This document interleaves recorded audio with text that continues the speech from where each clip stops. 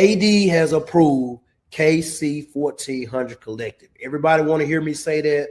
This is what it's all about. They're around. They are supporting. The money is going directly to our student athletes. They're signing deals. They have contracts.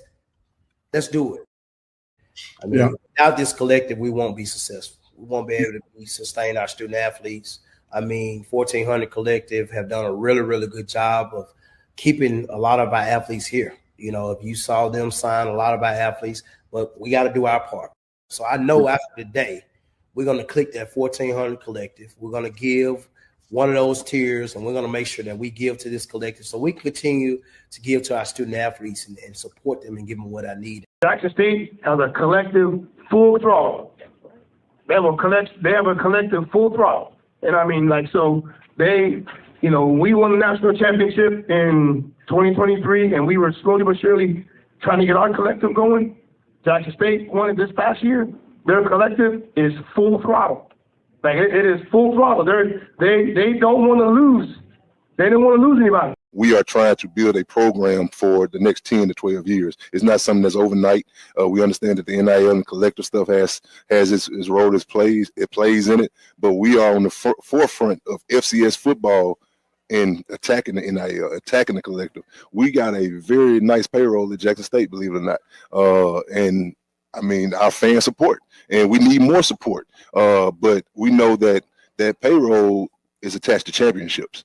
You know what I mean? So we're not out here trying to recruit kids based on money, but we also want them kids to know if you come to Jackson State and you end up benefiting from the collective, benefiting from an NIL deal, we expect a championship out of you. On the field, we bring the energy. Ready to go!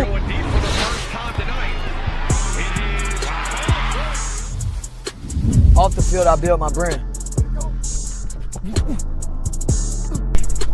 At Jackson State, we make it happen. State said one story, my brand tells another. This is Jackson State. This is family. This is the KC-1400 Collective. Tiger Nation, we need each of you to join the movement. Be the team behind the team. Support our NIL Collective. Get signed up today. Visit www.KC1400collective.com. VI Love, Go Tigers.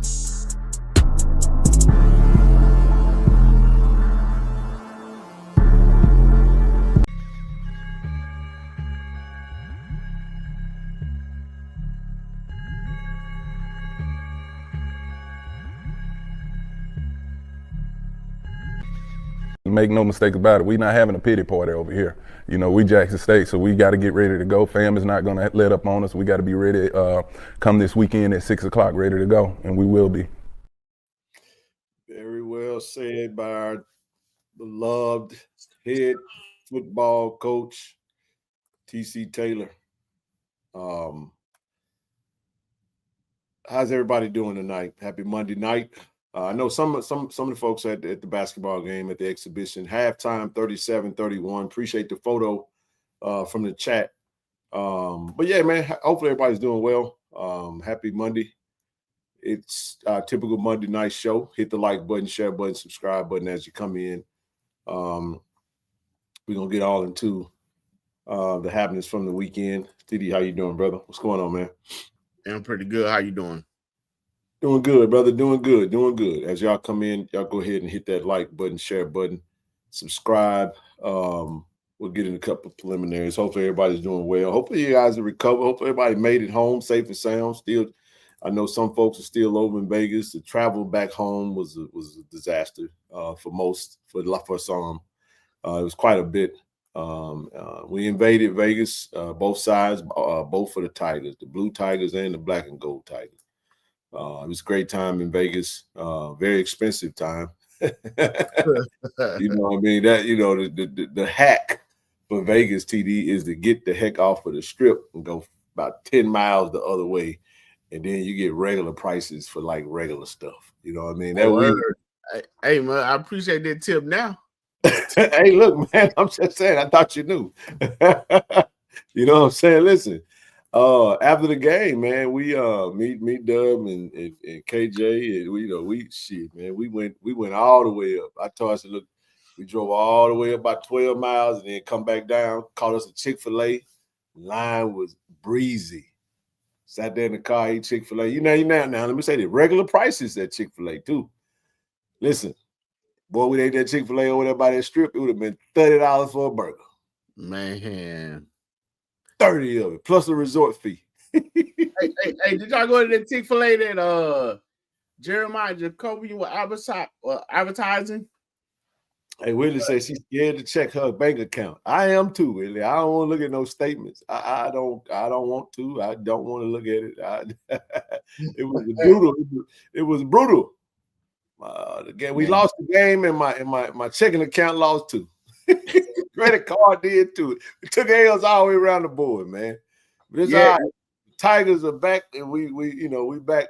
Like Coach Taylor said, ain't no pity party over here, baby. If I don't know what y'all thought it was gonna be, we still in first place. We still deserve, we still everything we want still right in front of us, and we're gonna get it.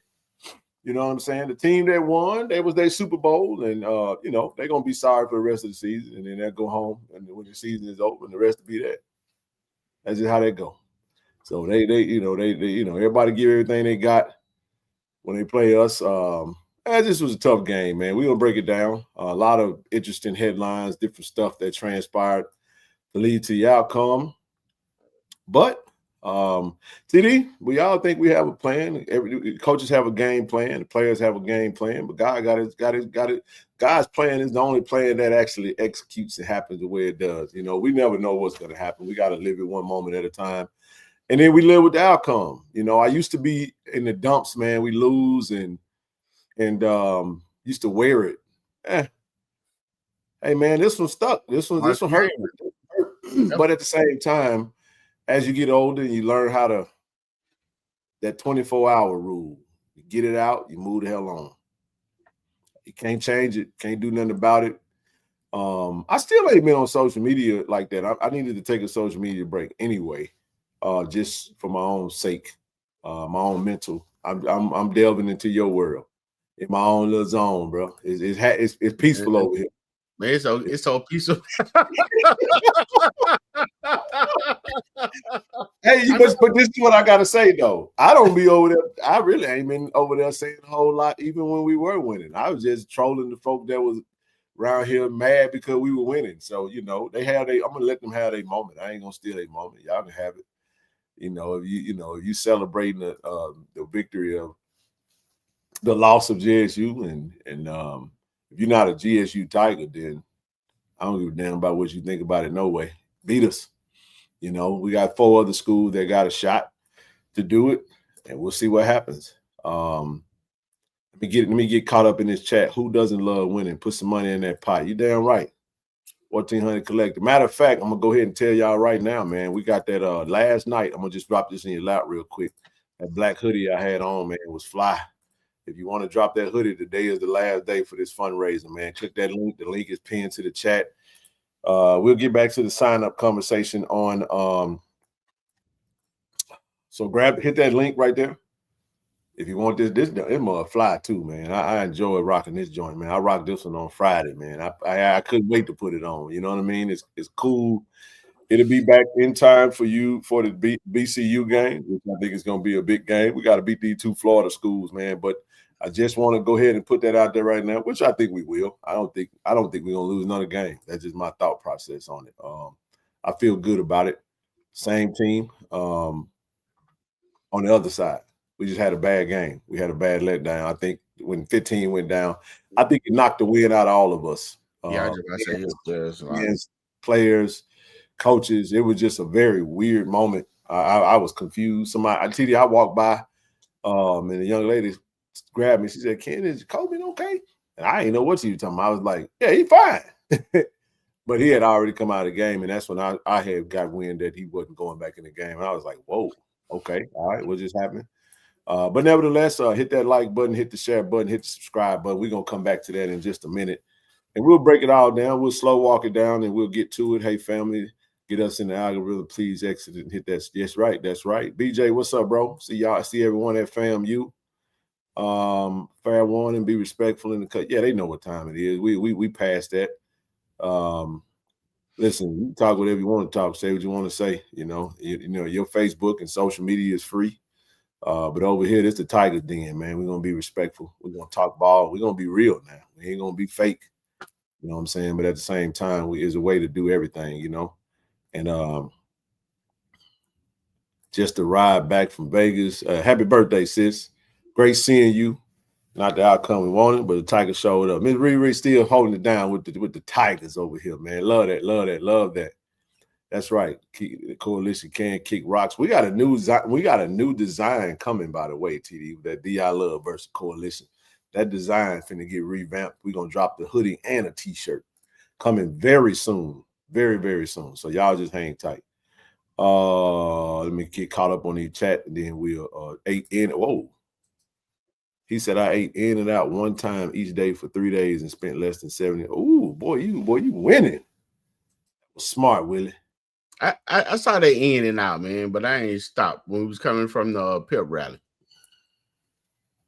She said, ain't nothing but Uber, $30 about 25 times. So this is why I tell everybody, man, you do better off renting a car. If you're gonna be there for the weekend, rent a car, pay the valet, because you can come and go as often as you like. Valet, $30, $40 a night.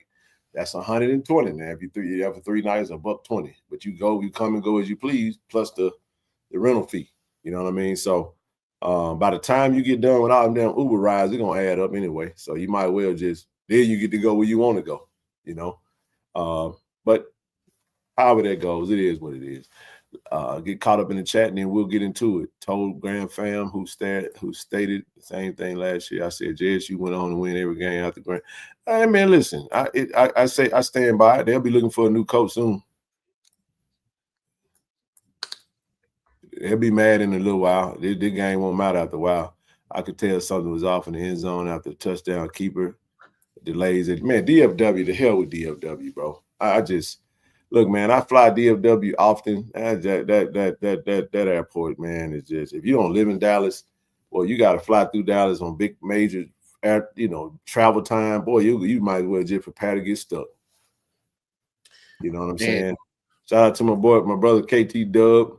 Went through the same thing, bro. He just got home today. Hey, boy, it's rough, TD, when your flight just keep moving and keep moving backwards and keep moving backwards. You like, boy, I ain't never gonna get home. Oh, really?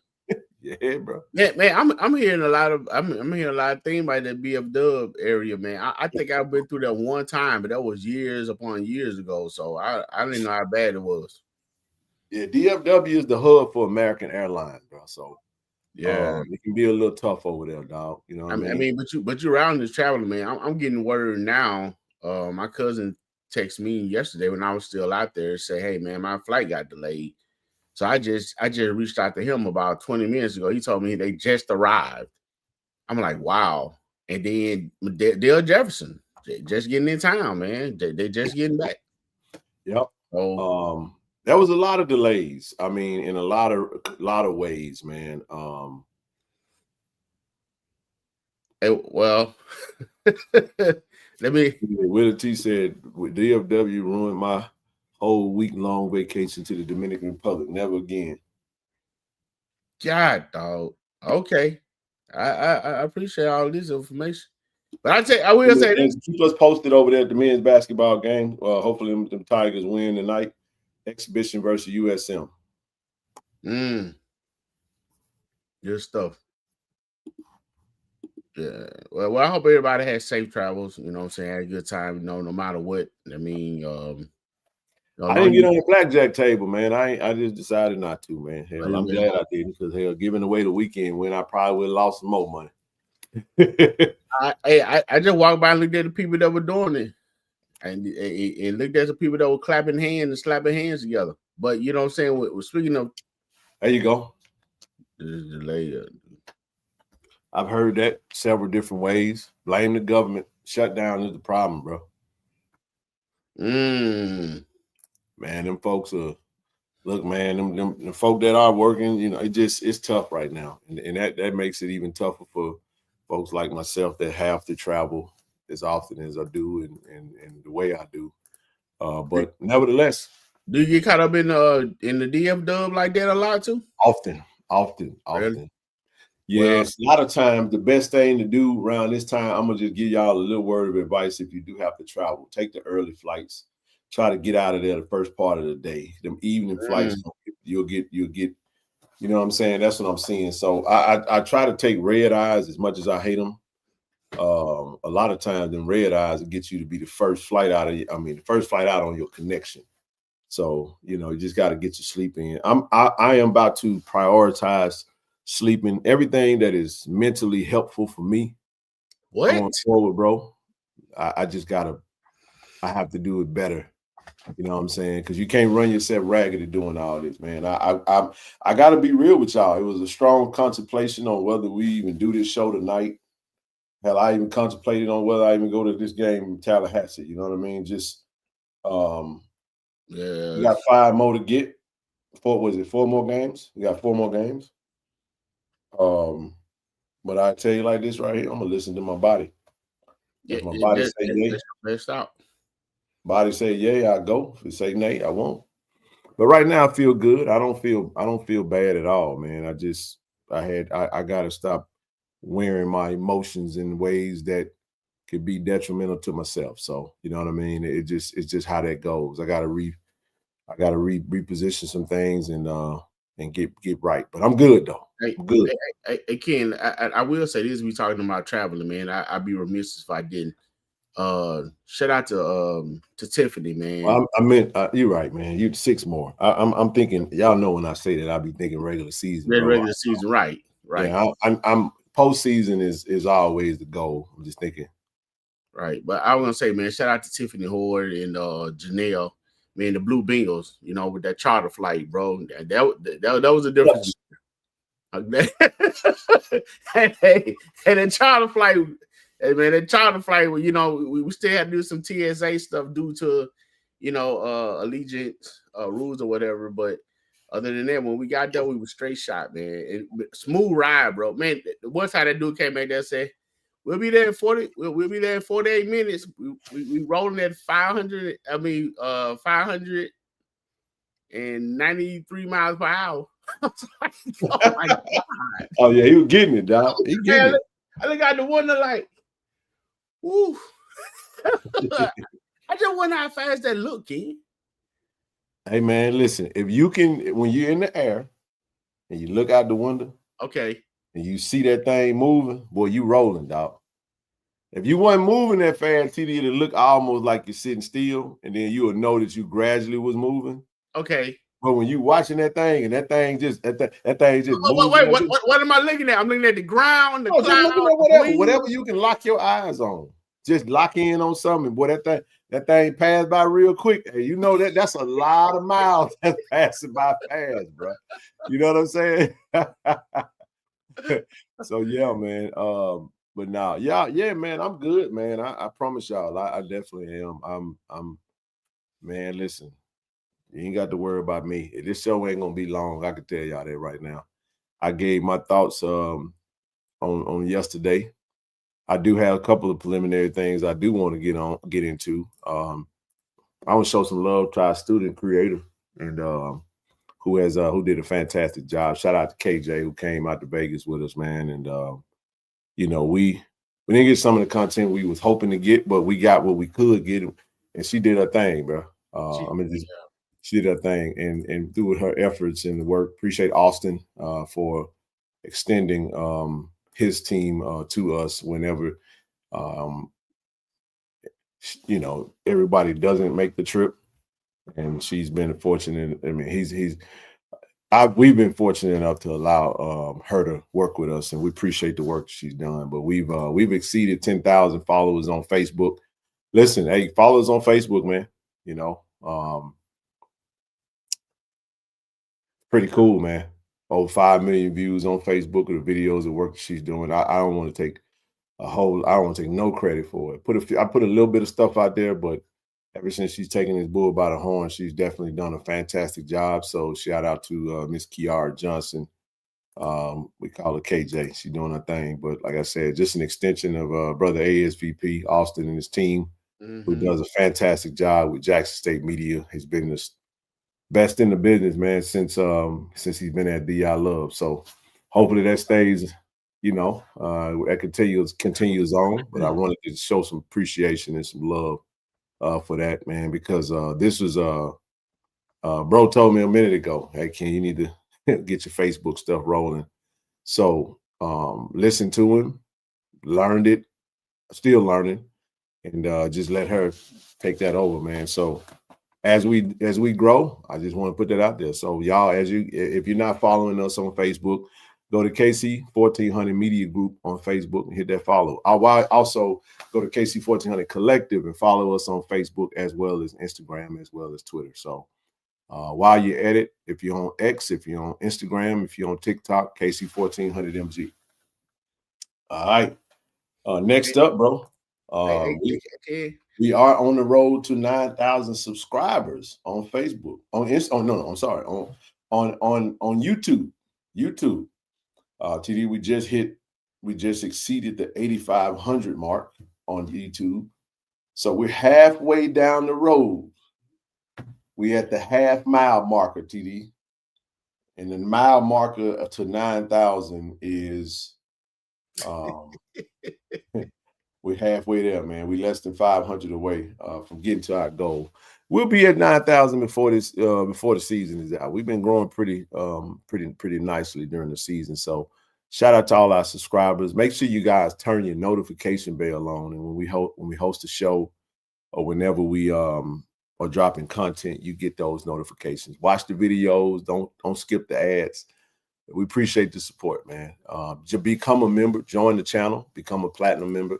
Shout out to all those platinum members out there. If you have rocked with us on the platinum level for a minute and maybe have fallen by the wayside, join us again, man. We're going to get that platinum chat back popping. I've been quiet a lot lately, and we're going to create a new chat here in a minute. So we're going to clean that up and switch over to a new chat here coming. Just want to shout out those that support what we do and keep this media train rocking and rolling.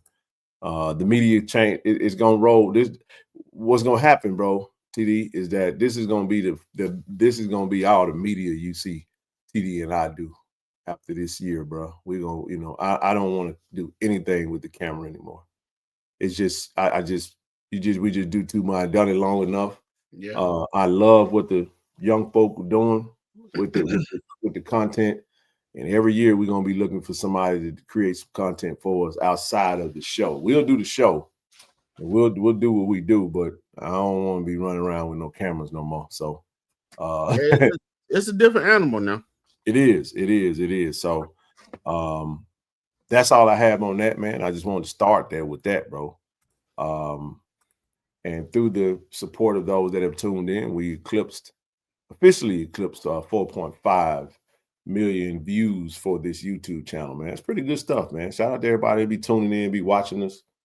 A lot of eyes, man. Thank you guys for the support. We try to do the best we can with this platform and continue to do what we do. Sometimes we find ourselves in a tough spot because, we really try to be as authentic as possible while guarding the yard. You know what I'm saying? We got to do both, man. It's just a little bit of, so folks have to be a little patient with us and understand kind of the position you find us in. We're saying it's not a clown show. We joined at the hip with the university, and we try to give you guys good media in a great, authentic space. We appreciate all the coaches, the AD, the administration, and those at the university, Brother Travis, and everybody that's part of this, that heads the university and the media department that allows us in those spaces, man. So sometimes, we color outside the lines, but we try to stay within the lines as much as possible. And we also understand sometimes things can be said might ruffle a little feathers, man, but it's all done in love. Y'all know we love DI Love, man. It's to the bone gristle now. You know what I'm saying? So I just want to say that. All right. So, but just a little bit of housekeeping. Just wanted to open up with that. Thank everybody for the support. Appreciate the views. Appreciate the eyes. Appreciate y'all for what y'all allow us to do. You know what I mean? So, we're going to keep it moving. TD, before I go any further, We touched on Facebook. We touched on Instagram. We touched on YouTube. We touched on the show, the views. You got any thoughts before we move on? Yeah, actually, I do, man. I wanted to add on to what the shout out that you gave to KJ, man. I noticed her work and one thing I like about it and that she's doing, partnering with us and shooting the content, she's able to really create that solo tenure for herself. You know what I'm saying? It's not a group effort and then eventually branching off, man. She's doing it herself right now and she's doing an excellent job at it.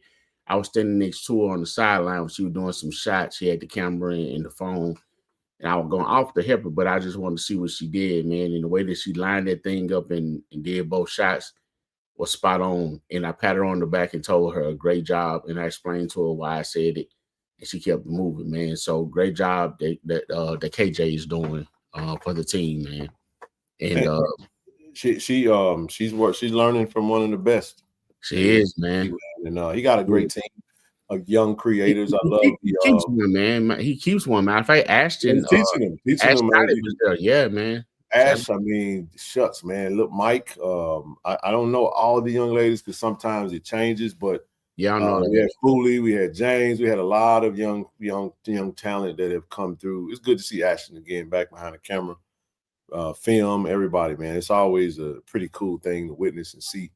So he got something special that's brewing, and like I said, he was able to afford, us just a small piece of what he got going on, and it's by his permission that we are able to work with her. We're just appreciative, you know what I'm saying, and thank her for traveling with us when she's not with the team. So when she's not with the team, she can work with us.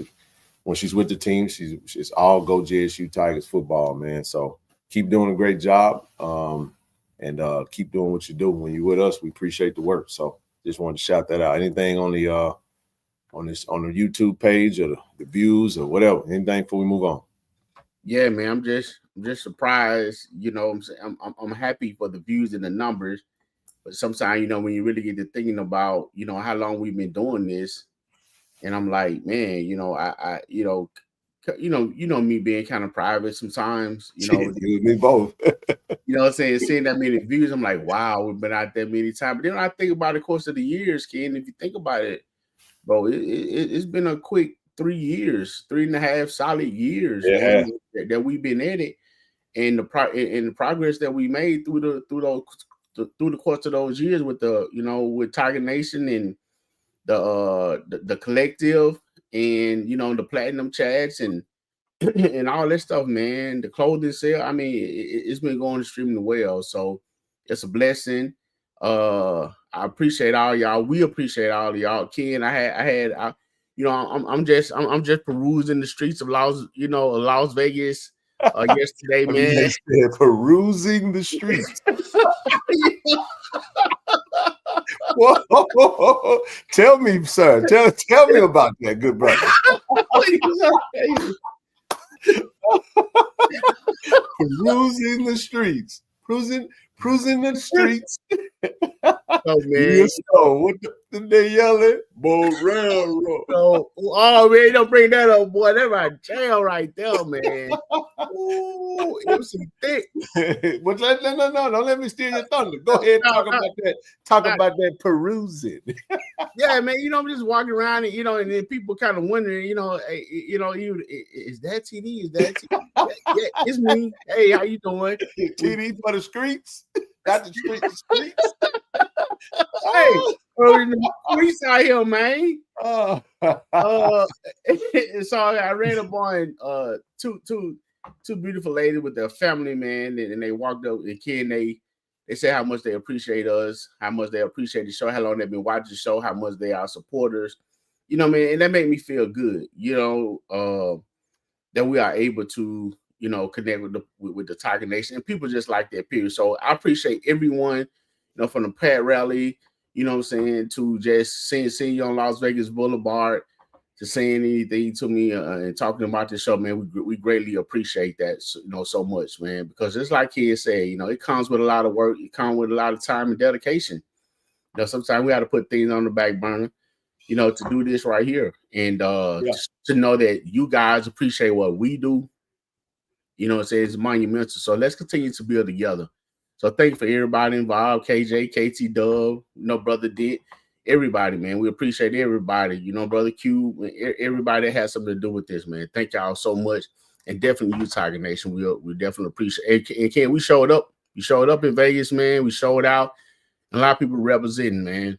Talk about that pep rally, bro. Boy, that was nice, bro. Bro, it was like a controlled Bill Street.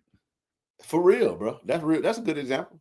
You know what I'm saying? I mean, I remember when we used to go to Memphis. I went out there a couple of times, bro, because I went out there one time. It was a stampede, man.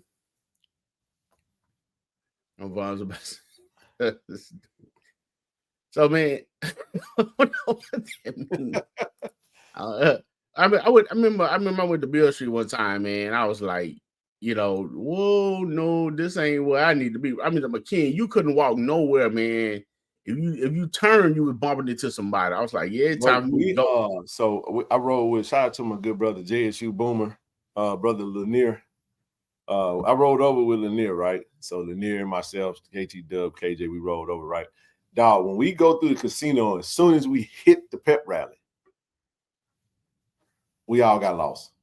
Yep. It was like that. So before I know it, bro was calling me like, bro, where you at? I said, I'm over here by the stage. They like, man, we down here by the Grambling band finna come in. I'm like, how in the heaven did y'all get way down there, bro? And I'm over here. I was like, bro, I said, I'm waving my hand. Can you see my hand by the stage? He was like, damn, you way up there. I said, bro, how did y'all, what happened? We were all in line together. Next thing I turn around, it was like 1,000 people. I'm like, where'd they go? After it was over with, bro. Man, hey, I learned to get in one spot. Hey, I found me a little spot over there, man. And I shout out to Brother Boogaloo and Daryl that allowed, helped me get back there with some of the promoters. Hell, I was on the stage, man, I was trying to get them views, bro. Trying to get a nice little camera angle. And made it do what it do, try to get as much as I could, man. It was interesting, bro. Man, this right here is funny. Change them. Hey, man, thank you, brother. Appreciate the $2 donation for sure, bro. California thanked us for coming and saying the band was fantastic.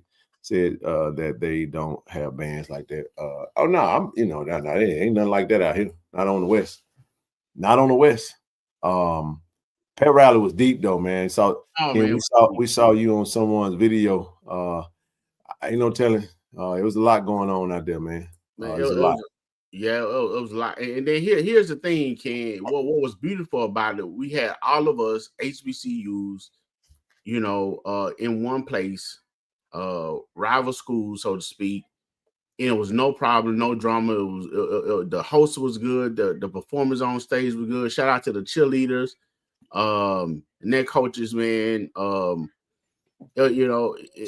Dr. Gregory for her great speech. Yeah, man. The boom, everybody was shining, and we was right there, man. It was no problem, man. Everybody was laughing and having fun. No controversies, so that I saw, and it was deep, man. It was packed, man. I'm sure you guys seen the picture if you wasn't there. There's some pictures out there, man. It was a beautiful thing to see all of us in one place together, coinciding and representing and loving our school, our HBCUs. Absolutely, bro. That's awesome. That's awesome. My aunt lived in Vegas. She said this weekend was the talk of the office today. They can't wait till next year.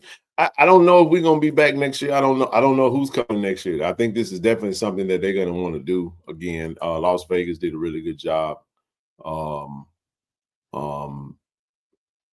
putting that event on. They did. They really did. So we'll see. We'll see how it goes, man.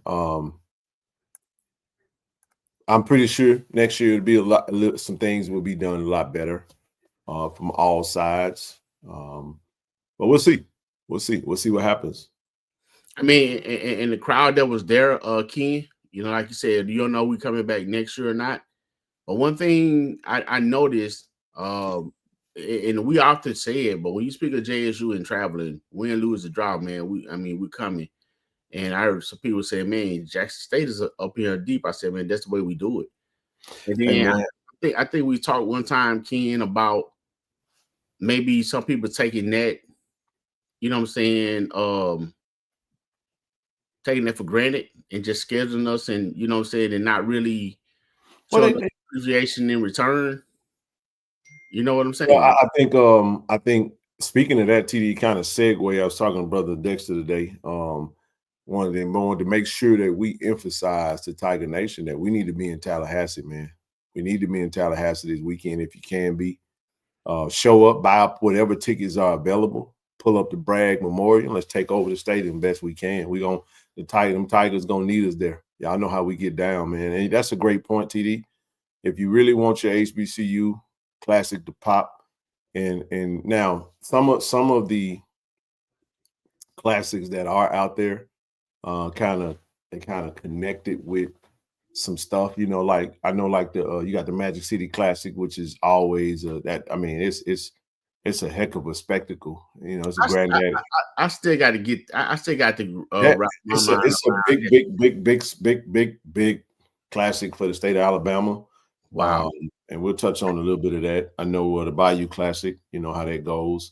But yet and still, you got the State Fair Classic that puts on numbers, but they usually, I think they factor in everybody that's buying tickets or whatnot. But Jack State kind of holds their own. I'm gonna say this right here. If you put Jack State in some of those classics, I don't think these other schools could hold weight to. They won't be able to do what we do in that regard. I think everybody knows that. That's why we find ourselves in some of those unique ones. That's not state-driven, inside state rivalries that's laced with sponsorships and all that good stuff. That's what the Capital City Classic used to be. Now it's just a game. It's just a back and forth, home and home now versus Alcorn. We kind of lost that. Do you think they were lost when they shifted back to Alcorn? Yeah, it was, but it was good for them, but it was bad for the Classic itself. The Classic itself. It lost the luster. It lost a lot of it lost that corporate partnership standpoint, you know, and I get it for them. Right. You know, if you generate money, you could have made it to where it could have been a Magic City Classic. It could have been a Bayou Classic type level, you know, if you'd have kept it going. But it is what it is. So, you know, we'll keep it a home and on, and we'll let it be what it's gonna be. Just made sure when it was their time that they got the biggest, you know, portion of the pot. Said next year is heard to be billed Las Vegas State Classic, not HBCU. Okay. Whatever, how that goes. However that goes. But they'll bring in the money, huh? I tell you, man, I enjoy it. Bowl, I guess that was named after the Capital City Classic left, but whatever. Let's move on, man. Hey, listen, while we're talking, there's never a time greater now than to emphasize the need to continue to get signups. If you're not having signed up for the collective, please do go ahead and sign up, and let's make it happen. When those kids shot up in the stands, kill the Clapper kids, okay. But they didn't stop football in Jackson though. So the games played in Jackson, as was the last two SWAC championships. So it was what it was.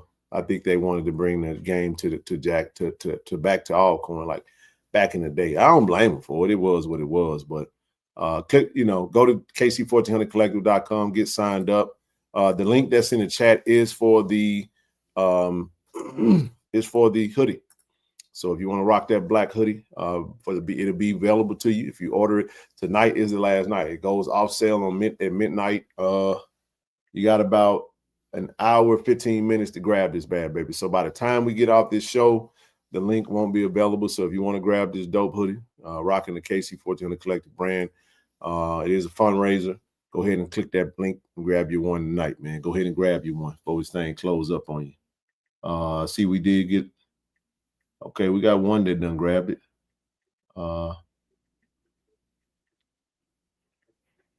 Okay. All right. Went beyond a balling right away. Next up, don't forget to go to pointcitybrewing.com. Grab your KC-1400 Collective old-fashioned syrup, and as well as your margarita, Tigerita mix at pointcitybrewing.com, man. A portion of the proceeds goes back into the collective. It's a JSU alum, good brother, that is one of the owners, is the owner, he and his wife, of Point City Brewing. What you got, TD? Oh no, man. I just was saying, man. I did see a brother on the plane with the white hoodie on, man. Yeah. Oh yeah. There it's out there. Miss Riri had hers on, brother Lanier had his on. It was a bevy of Tigers that definitely rocked their merch. Yeah. But again, it was other than, you know what I'm saying, us not bringing home that win, man. It was a great time, safe time out in Vegas, man. It was really good. I enjoyed it. Hey, do you go to Vegas much though, King? Being out that way? It was more of a Christmas time. When I first moved here, I go around Christmas time. Some of my Bible class members would go out there. For those who didn't want to travel back home or did not travel, because most of the time, you know, we travel home during Thanksgiving, and then Christmas, man, we go to the Orleans, bro, and just kick it. You know, be out there for a week or two, you know, and just about a week or so, some for the weekend.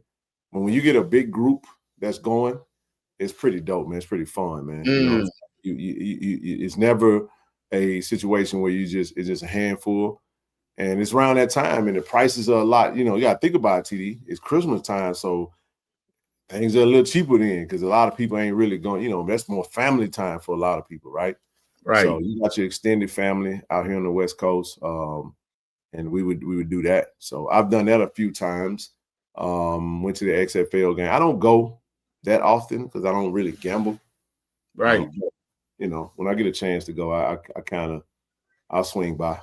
But I see they about to put drag racing down what, Las Vegas Boulevard, man. Eventually, they're gonna bring NBA basketball. You know, they got the summer league there. They got the Las Vegas Aces. They got the Golden Knights, I think is what they call. They said about the Raiders. They bought the Raiders there. Shoot, man, the Raiders is. I didn't get a chance to see the locker room, bro. I wanted to. Damn, the Blue Jays still up over the Dodgers right now. Go Blue Jays. Go Blue Jays, man. Go Blue Jays, man. Let's go Dodgers, baby. We need the Dodgers to win that thing again. But nevertheless, hey, listen, if you want to get your vodka, man, head over to Cat Head. TD, we're looking to do another mixer, man, Alcorn weekend. We're looking to do another mixer Friday night for those who are in town for the Soul Bowl. We're gonna pull up the Cat Head. We still got some bottles to grab. Head over to Cat Head right now. If you drink up all your Cat Head, go get you some more from the distillery. Also, go to greenwoodwhiskey.com, grab your bottle offline, or you can definitely go by Jasco in Jackson. All right. We're doing any hors d'oeuvres this time? We're gonna do some more hors d'oeuvres this year. We're gonna do some. Definitely gonna do some hors d'oeuvres this time. Pigs in the blanket. Yeah, appreciate brother. What's brother Younger for that.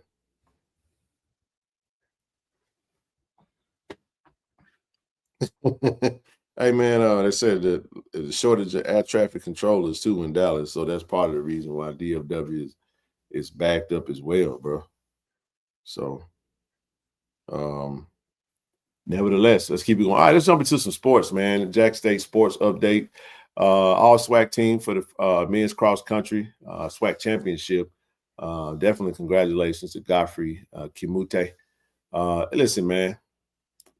You know, I still can't get used to Andrew Kiplagat over there at BCU, man. He left us, and you know, we would have had 2 SWAC champions, y'all. He always was sitting at the top of the conference, but he transferred within the conference. Went to BCU, so you know, congratulations to him. Oakland A's moving to Vegas. That is true. That is true. That's happening. Yep, Oakland getting all the Oakland teams leaving, going to Vegas. But congratulations to brother Kimute. Next up, I want to send a huge shout out to our volleyball team, TD. They completed the shellacking of both Alcorn State and Southern. Anytime we beat those teams, that's a great day. It's a great day to be a Tiger. Definitely is, man. Dodgers up in the lineup. Otani coming up next. I like that. We down 5-4. We got to get it. All right. Let's get to some football, man. We don't waste no more time. Preliminaries over with. TD, much to be expected. The only outcome that didn't happen like I thought it would happen was us. So we were the letdown here. BCU beat UAPB 31-14. To be expected. BCU is cooking, man. Prairie View is they did what we thought they would do. 38-0 against Lincoln. I just thought it probably been worse. Yeah. Alabama State put a beat down on Alabama A&M. It was 49-6, bro, at halftime. When Andrew Body having 5 touchdowns in the air. That was a very impressive outcome. But 56-13, Magic City Classic victory for Alabama State. And then Southern versus FAMU. I'll come back to that. Alcorn versus Mississippi Valley. I expected that. Alcorn 32-10. But Southern versus, I thought it'd been a little closer. I thought the Valley Alcorn game probably been a little closer. I mean, I figured the rush. I hadn't seen the stats, but I figured with the rushing attack the Alcorn have with Soil, that they probably run the ball pretty good on them. But with the fight that Valley been kind of putting up a little, I thought it'd be a little closer to that. And understandable. in the Alabama State, I figure Alabama State will win in decent fashion, but not like this. So I ain't gonna say I'm totally surprised at the score, but man, I really thought A&M were gonna put up a little more of a fight. I guess Coach Shea, I guess it's just like a lot of fans and a lot of other coaches that come over to the SWAC, Ken. It ain't like just talking about it now. You gotta come over here and do something. Yeah, they said they did a running clock. What up, Greg? They did a running clock in their PV game. What up, Greg? Great. You gotta do a running clock, man. Don't be scheduling them teams, bro. Come on, man. What we doing? That's a SWAC game, though. Oh no, who did? They didn't run the clock for who? The Alabama State game? No, for PV. Oh, the PV. Oh, that's how I got only 38. Okay.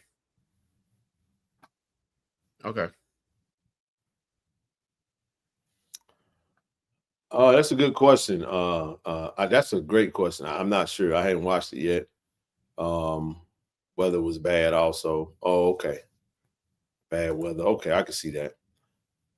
Hey, man, I watched the FAMU versus Southern game today. What'd you think? I think that Southern let them off the hook. They bad tackling hurt them. Southern jumped out to a 14-3 lead. And then, RJ Johnson played pretty good. He's yet to throw an interception this season too. He played. They do a lot of quick passes for him too. They get the ball out of his hand very fast. Mostly 2 steps, one Mississippi, 2 Mississippi. He's throwing quick outs. He's throwing quick, slants. The stuff, some wheels, some digs, just some more intermediate stuff, some drag routes. Man, he had a drag route come across the left side of the defense, bro, and he literally ran. The guy come across, like he go 2 yards and cut it, he drag across. Mm-hmm. Bro, he hit him right across the middle of the defense, and he literally took that thing down that 60 yard. He kind of ran through the little thing, and he just kind of ran past the defender. Bad angles, bad tackling. Bad pursuit on Southern part, and then they scored and took, they went up. They got the ball back again, gave the ball to the running back. He goes up the middle, and the guy was there. He hit him, and then he just kind of bounced off, went outside, and just went up the sideline for another touchdown. Even with that being said, Southern went down and scored, closed it in with by 8, made it 43-35. And then they actually stopped them on 4th down, TD, and got the ball back. It was actually in around the 50-yard line to actually drive to go try to score again. And the quarterback on second and short, or second and maybe 7 or whatever, bro, he had a wide open lane to actually scramble to get the 1st down. And for some reason, bro, he just threw the ball towards the sideline to one of his wide receivers. And it was a horrible throw, and he just missed him. So now it's third down. But right? what was that? Who playing quarterback? Struthers. It was Struthers. Struthers? Ashton Struthers. Yeah, number 15. Okay. So the next play, when he probably should have got rid of the ball, he basically wound up, scrambling and trying to get away from the rush. And now it's fourth down. He get the ball, and he just kind of had a bad throw on fourth down, man. They got the ball, and they took a knee. So it was a pretty competitive game, but nothing too special on either side, really. Southern played their best offensive attack. Trey Holly looked pretty solid. But a win is a win. You play to win the game, and they won 2 straight. It's building up their confidence, and it's right on track for them. I don't like what happened with us going to Tallahassee. I'm pretty sure they feel good about us coming to Tallahassee, given that they just beat who they beat, Alcorn, and then they turn around and beat Southern, right? Right. So and I chose Southern that game. I thought, with Coach McNair, being interim coming in, always get a spark there, which they did do better in scoring. With him coming in doing that, with them being that Southern, and like I said, I gave that game 8-minute quarters. God. Oh yeah. Okay, so they probably would have scored 70 then. yeah, I wonder what it was. Okay. Yeah, I got you. But yeah, I thought with that that maybe Southern probably win would have won this game. I'm gonna go back and watch it like you did, but I thought Southern was gonna win. It seemed like FAMU trying to catch fire, huh? Hell yeah, man! Oh, Tony, boom! That dude's special, bro. It's his second home run. We'll tell his word, see what they don't see what. But hey, man, look, we defending champs right now. Look, you know what I'm saying? It's tied up right now. TD, look, man. Remember where we were? We were watching the World Series. We was in Daytona. Yeah. So the Dodgers, the Jackson. Hey, man, hey, don't mess this up for us, dog. We need to win this thing. Okay. Yeah. Now, I don't know. Yeah, this is around the time we played BCU, but no, man, no, it's cool. Listen, man. What did you see from FAMU in this game? They have a 3-headed monster running back right now. They found something with the young brother Haley. I think that's his name. Okay. The running back that had. Hey, man, they found something. I was talking to Merch today, and he was like, man, he was laughing because he was like, man, where the heck this dude come from? Where he been all this time? You know what I'm saying? But hold on one second. Haley was solid, bro. He's averaging 5.1. And look, he's 47 carries, 239 yards, 5.1 yard per average. He got good speed too, TD. 3 touchdowns in that game. You know what I mean? So they got some things that's working for them. Decent wide receivers. That's right, bro. They got some decent wide receivers. RJ, they don't ask RJ to do too much. He can scramble, but he can throw the ball. He can stand in the pocket and actually throw the ball all game. He got a good enough arm. And I'm gonna say this, man. We have to. I'm interested to see the adjustments that our defense, that Coach Quinn makes for our defense. And we'll get into our game here in just a little bit. And just see what approach he's gonna take. Trying to stop him. It looks like from what I saw, I only watched one game of him effectively. It looks like somebody said 7 minutes 20 to go in the game. Southern Miss is up 63-58. Let's go Tigers. Way to fight, Tiger. Let's go. Said we have to press more. I can't say. I know we do a lot of short stuff. They do a lot of so they do a lot of quick routes, TD. A lot of quick nickel and dime, and that shit can work, bro. If they just keep nickel and diming you down the field. But I expect a lot of that from us too. Like you talking about that drag route. Yeah, you see Nate or Janalen or someone like that. That what I was thinking coming into the season.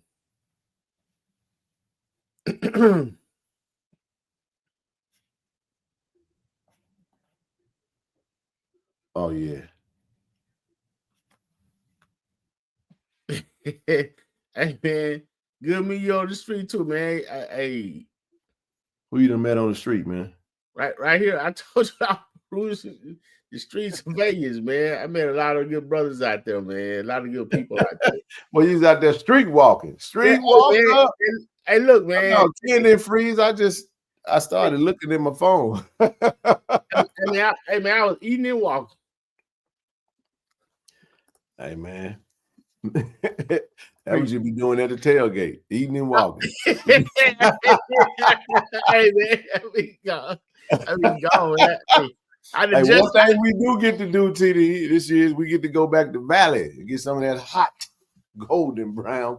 Ooh, man, boy, hey, that we gonna tailgate. We're going up there to tailgate in Itabina, man. Man, I like the good people up there, Valley, man. I love the good people up there. Good time, man. Good time. Looking forward to it, bro. Looking forward to hanging out in Tallahassee. EA been. Hey, look, EA, you can start talking now, bro. God, dog, bro. Your team went in the dump, and EA just got quiet on us, man. Go on, start back talking, man. We gonna. Mert said he'll take us around the town. So Tallahassee is a small town, but when we get there Friday. Did we scale back on Bloody Tuesday this year? We missed too many tackles. I don't know what's going on over there. Listen, man, I'm gonna just say this. I trust our staff, man. I mean that. I don't need to go see. I'm saying it this way. I'm just as intrigued to see what they do. I like the temperament of Coach Taylor and what he had to say. And we'll be up for the challenge. I saw Coach Quinn make some comments, said, look, we, can't win championships without a solid defense and a great special teams. We got some work to do. Hey, that's all you want to listen. When coaches say stuff like that, that tells you they're gonna do the work.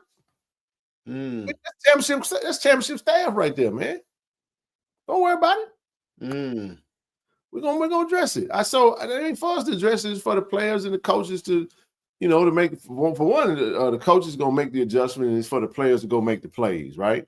Yes, sir. I don't care what nobody say. I watched that game. You go back and watch that last play, and we're gonna get into the game, right? We're gonna get to the game. That 4th and 9, bad angle, bro. Coming off the edge, bad angle, bro. Very bad angle. And I'm saying probably wouldn't have blitzed my mic. I would have spied him just in case. You know what I'm saying? That wasn't the mic though. The middle. It wasn't my. At that on the end, that wasn't the mic. No, not on the end. Not on the end. On the end, no. I'm talking about in the middle. We went up the middle. Okay. And when we went up the middle, and once your edge guy misses, you don't have nothing contained. I understood. You can't listen. We can't have it both ways. You can't say, "Hey, coach, don't play conservative." Then you say, "Coach, blitz," and then when he blitz, and then it don't execute. Yeah. All coaches do is make the calls. Coaches make the calls. That's correct. Players go execute. So again, I love what Coach Taylor said. We didn't get it done. We didn't make the play. It's that simple. In that situation, we got to make the play. If we make that play, we're having a totally different conversation today. Coach didn't dodge nothing. I love that. He ain't dodged nothing. He run for nothing. He answered every question head on. Look, man. He opened his thing up. I'm telling y'all, I felt that way yesterday. Everything we want is right there in front of us. We just got to win out. And we will. Put that in your pipe and smoke it. I'm just saying, I'm just telling you. Go ahead. But anyway, that's the outcome of the game. Let's get into the standings real quick, T, and we'll get into the game. So here's where we are. Scenario time. It's scenario time. What happens if Jack State lose the game, right? All right. Coming up this weekend, I'm going to show you guys. Prairie View takes on Alabama State. One of those teams are going to have to lose. I think Alabama State is going to beat Prairie View, but that's just me. Prairie View probably going to say something totally different. They're the only undefeated team left in the conference right now. Okay? They 4-0, we 3-1. Alabama State 3-1, but then we're Cookman 3-1, right? Texas Southern 3-1. So you got a lot of 3-1s. Florida A&M has a pathway. They got to win out. Everybody want to win out and give themselves a chance to win the conference, right? Jack State, we let everybody off the hook on the east side because we lost that game. We no longer have wiggle room. However, when you look at the tail of the tape, everyone feels that Alabama State is the best threat to finish the season, not name Jackson State, to finish the season not losing another game. If you had to pick a team, who do you think will win out in all these scenarios? Bethune-Cookman still got to play Jackson State. Jackson State more likely probably could be the favorite in that game. Just should be the favorite in that game. I don't care what they've been doing. I know Jacobian goes down, but still, Bethune-Cookman got to beat Jackson State in Jackson. Okay. FAMU got to win, got to beat Jackson State at home on this weekend. So this Saturday gonna tell a lot about everything. So after this Saturday, Alabama State would have been done played Prairie View. Jackson State would have been done played FAMU. Okay. Now we'll figure out everything from there. But the scenario is this: all Jackson State got to do is just win. Alabama State beat Prairie View. Jackson State hosts the SWAC championship. We win 4 games. It's just that simple. So as a Jackson State Tiger to host the SWAC champion, you want Alabama State to put a beat down on Prairie View. That's going to make their overall record, give them 3 losses. Now, there'll be 1 loss, but you go to that. And we know that. I expect them to lose that game as well. I don't think. But again, Prairie View could shock us. This has nothing to do with East and West. It doesn't. It's just simply who hosts the SWAC championship in the scenario Jackson State wins out. How can Jackson State host the SWAC championship? If that's the question, Jackson State needs to win the next 4 games. Alabama State needs to beat Prairie View. Okay, I got you. And because if Prairie View beats Alabama State and wins out and finishes conference 8-0, and Jackson State sweeps the rest of the 4 games that we play, Jackson State will be going to Prairie View for the SWAC championship game. That's the scenario now because we lost to Grambling. Okay? It's that simple. If I'm Prairie View, I'm saying win 4, host the SWAC championship. That's their mindset. Alabama State is saying, please, please, FAMU beat Jackson State. Okay? Bethune-Cookman is saying Alabama State lose. Bethune-Cookman is room for Prairie View and FAMU. You see what I'm saying? So that's kind of the scenario there. So, but as for us, the hell with all that. Just win. That's all that matters. Just win the games, and we'll worry about the rest of it later. Just win. Like Coach Taylor said, we all in the program right now. We all listening to Coach Taylor. He gave us our marching orders. 1 game at a time. 1 week at a time. That's all that matters. We got to go 1-0. Go to FAMU, go to Tallahassee, win the game. That is it. I don't care about the rest of it. You want to address that? Ranking don't matter. No. When it comes to hosting the SWAC championship, they're going to go to the first metric is the SWAC record. No matter if you're East or West. It does not matter. Hold on. If the East and the West are both 7-1, that's the same record. You go to the next metric. The next metric is overall record. And if Jackson State wins out, we 9-2. Prairie View will be 9-3. They got more losses. Alabama State beat them. Pending Alabama State beat them. This conversation will be a lot easier after on next Monday because we'll have a little bit more clarity. Right. At the end of the day, win. That's all that matters. Jackson State controls its own destiny. That's all you can ask for in any type of situation when you have a good team. TD, let's talk about it. We lost. We failed in the rankings. Who gives a shit? Okay? These are FCS rankings. Pardon my French. We dropped to 23. Who cares? Boy, they dropped us big, boy. And they should have. We deserved the dip. We earned that drop. No gripes about it, right? I have no issues with it. We dropped cool beans, right? Now let's get into the games on Saturday, and then we're going to talk about the other game. Now listen, Bethune-Cookman is smiling because they got Valley on Saturday. Okay, I expect them to beat down Valley. It is what it is. Southern versus Pine Bluff, ain't nobody care. That's the battle of the misfits and the bottom feeders. Nobody care, right? Alcorn, Texas Southern. Texas Southern has to beat that game because they're still in the running. Texas Southern is rooting for Alabama State, and they got to go beat Alcorn, right? Alabama A&M versus Grambling. Grambling is in a situation where they probably lost T-Set. Prayers up to the young brother. Hearing that he possibly broke his neck. I don't know. I don't want to put that out there, but that's what I heard. But whatever it was, concussion, neck, whatever, you never, ever want to see that. That injury showed the human element of the sport, bro. And it, I love what I saw some Grambling Tigers talking about the class act of Jackson State coaches, players, and fans in that moment, bro. We all became one family in that moment. For sure.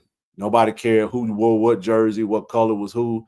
We just saw a young man on the field in a very, very, very bad situation.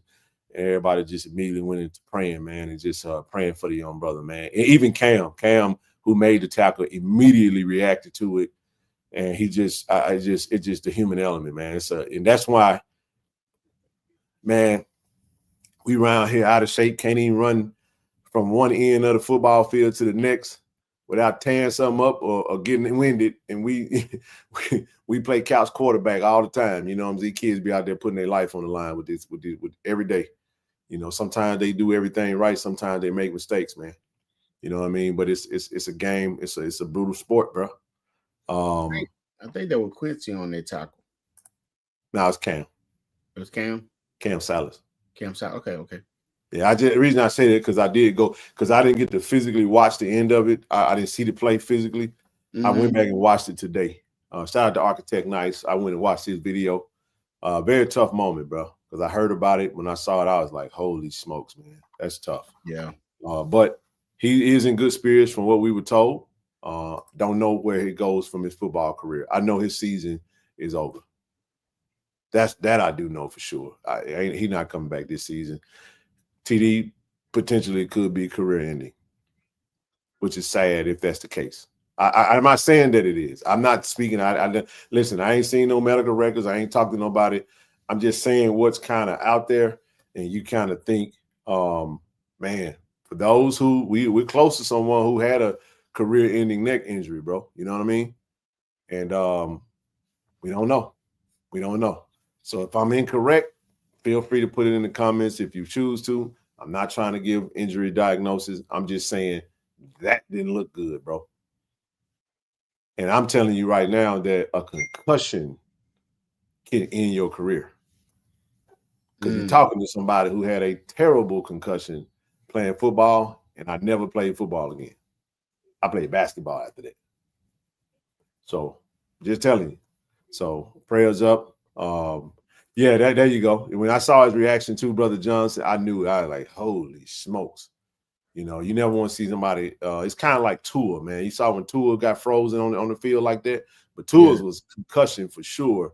But his was more like he was driven into the ground. You know what I'm saying? Just from his momentum of rushing and kind of like being led to the ground. It looks like he went straight down and the helmet might have jammed his head from what I've seen. So, you know, prayers up to him, man. We wishing him all the best. It could, TD, it could have been something minor that the doctors could fix. It could be, hey, man, you're out for 6 months and we'll be back next year. I do not know. We praying for the young brother. We wish him all the best, man. But I say that to say this. Grambling won that game, but they're going to be in a tough spot because he is their best player. On that team on the offense. He goes as they go. They go as he go. And he had a great game against us and was the SWAC co-offensive player of the week. But it's gonna be a tough out for them versus Alabama in my opinion. And Ken, to kind of add to what you're saying, dealing with T-Set, the way the Tiger Nation Tiger family came together as a whole, Grambling and Jackson State, to show, you know, concern and prayer, you know, for the young man. Shout out to him because he was having a heck of a game. And, you know, what's definitely sad about injuries and stuff like this, just speaking on T-Set right now, he showed hard grit, will, and love for his team all season. He's been dealing with a high ankle sprain all season. And regardless, he came out against #1 team in the conference and was playing lights out. Unfortunately for us, he was playing lights out. But he was doing his thing, and much respect to him. I mean, he was willing his team on, on that high ankle sprain. For him to go down in this manner, much prayers for the young man. And let's hope, Tiger Nation, whomever listening, that you respect these young men, especially when you are hurling criticism about their playing time in their career, because they putting their livelihood, putting their lives online. I know they're getting education, whatever you want to say about it, trying to get to the pros, whatever, but still, you still paying to come to see them entertain you. You know what I'm saying? And then when things like this happen, it'd be very unfortunate. So many prayers and blessings to he and his family. Mom came on the field and saw waving to the crowd as they was leaving, and Coach Mickey Jones speaking on him, responding. So we definitely wishing the young man well. I would say a speedy recovery, but long as it can be slow and productive. What I'm saying? That's all you want. You know what I'm saying? Yeah. So much prayer to to the Graham fam and nation and their quarterback. Prayers to the young man. Jesus Christ, Lord, be with him. And while we on it, Ken, don't know the situation with totally with QB1. We'll get there. Hey. Oh, that we'll get there because I want to spend time with just kind of give everybody a moment. Go ahead. I'm on it, and we're gonna get to that. Go ahead. We talk about the game. Last two games of the slate for this weekend, Alabama State Prairie View at. Look, TD, one of the things I do now, I want y'all to understand something. That game versus Jackson State and FAMU is going to be a 7 p.m. kickoff if I'm not tripping, because that's a 6 p.m. Central Standard Time. Is that Central Standard for Tallahassee? It says Central, yes. Okay, all right, cool. Is Tallahassee on West Coast time? I mean, East Coast time? Yeah, on East Coast. If I'm not So mistaken, that's 7, on East Coast time. Come in, we were talking about them Tallahassee is Eastern, right? Yeah, I want to say they are. Yes. Yeah, that's 7 p.m., bro. Right. I'm just saying we get to watch football, bro. I thought Tallahassee was on Eastern. I'm just making sure, but I'm just saying that means that's a 7 p.m. kickoff. Yeah, you get what I'm saying? So that's nighttime game. Hey, look, I don't know what the weather gonna be like. I need to look now while we think. Boy, that's a great question. What is the weather gonna be like this weekend in Tallahassee? Oh my goodness. What that weather gonna look like? I know it's Florida State homecoming. Ooh, Saturday it looked like it. Ooh, it's gonna be Saturday. It's a high of 72 and a low of 45. It's gonna be cool over there, TD. Ooh, it's gonna be cool in the Hassie. But we're gonna come over there with we're gonna bring the heat to brag. We're gonna bring the heat to brag. Leave your blanket. It's gonna be enough fireworks and heat inside the stadium, baby. I know y'all feeling confident. I get it. I know y'all feeling confident and y'all think we're wounded and we're down. Jackson State versus FAMU. Delaware State gonna beat the snot out of Norfolk State. Shout out to D-Jack, man. D-Jack got that team humming right now. They the talk of the MEAC right now. They whooped up on Central, but that ain't our ministry. I'll leave that for Josh Sim, them in the HBCU nightly crew. Shout out to them brothers over there doing what they do. All right, let's get into it. Beautiful moment, man. TD, not sure the prognosis and the diagnosis of QB1. Don't know the extent of anything. Coach said it in the press conference. The interview is what it is. TD, this moment right here could very well spell the passing of the torch. We don't know. We have to see. You know what I'm saying? We got 4 games left in the season. Kobe played the majority of the season. You and I both would hate to see him not be able to play another down. I think that would be it for him if I'm not mistaken. But in that moment, let me tell you something, man. We've been knowing this young brother for a good little while. This moment is not shocking to any of us that know this good brother, who knowing his family and all of those, man, and being there for him. It's a tough moment to put not just Jared in, but also Parker, because I want to make sure we understand that's a tough spot for both of our freshmen. Parker is a redshirt freshman. Jared is a true freshman. We talking 30,000+ in that stadium, in the NFL stadium, on national TV. I'm not saying that he is. I don't know. Hell, I'm not. Again, I'm gonna make this very clear. I have not spoken to anyone from the team. I do not know anything about Jacoby's injury. That's not cap. I hadn't heard anything. No. I haven't heard anything. We're not breaking any news. No. I'm just saying, you know how you get banged up and they be like 3 to 4 weeks, 4 to 6 weeks, 6 to 8. I'm saying from a timing standpoint, there are no more buys. We go to Tallahassee Saturday, and after Tallahassee, we got 3 games left, TD. So just from the straight, if it's not something minor, if it's an extended time, basically, we don't know. We got to keep playing ball, right? But the point of the matter is this.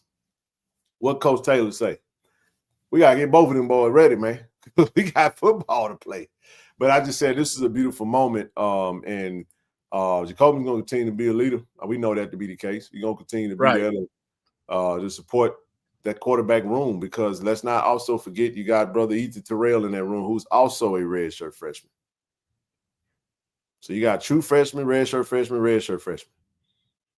Has he been traveling? Huh? Well, I mean, you take it depends. I don't know how coaches decide the travel squad type situation, but given circumstances now, he very well could. I do not know. Like I said, we're not there. We be there during fall camp and stuff like that. But once the season starts, we're no longer around. We just kind of get with what we see, and we know how to just fall back and wait on the information. And then when we see it, when we do get the information, we don't say nothing. We just kind of let it play out and y'all see it, and then we kind of go about it that way. So appreciate our big sister who captured this moment. I just wanted to start here because this was the turn point of the game, TD. I did not see anything that transpired. I did not see anything. I just thought I saw KTC, TD. Do you think he would turn into a 2-quarterback system? I don't know. We got to listen to what coach is saying. We're learning from coach just like y'all are learning from coach. Again, I ain't called Coach Taylor. I ain't text him. I ain't talked to Coach O. We don't do that. We just kind of wait and just watch. You know what I'm saying? I really want to see how that'll be too productive. I don't get it.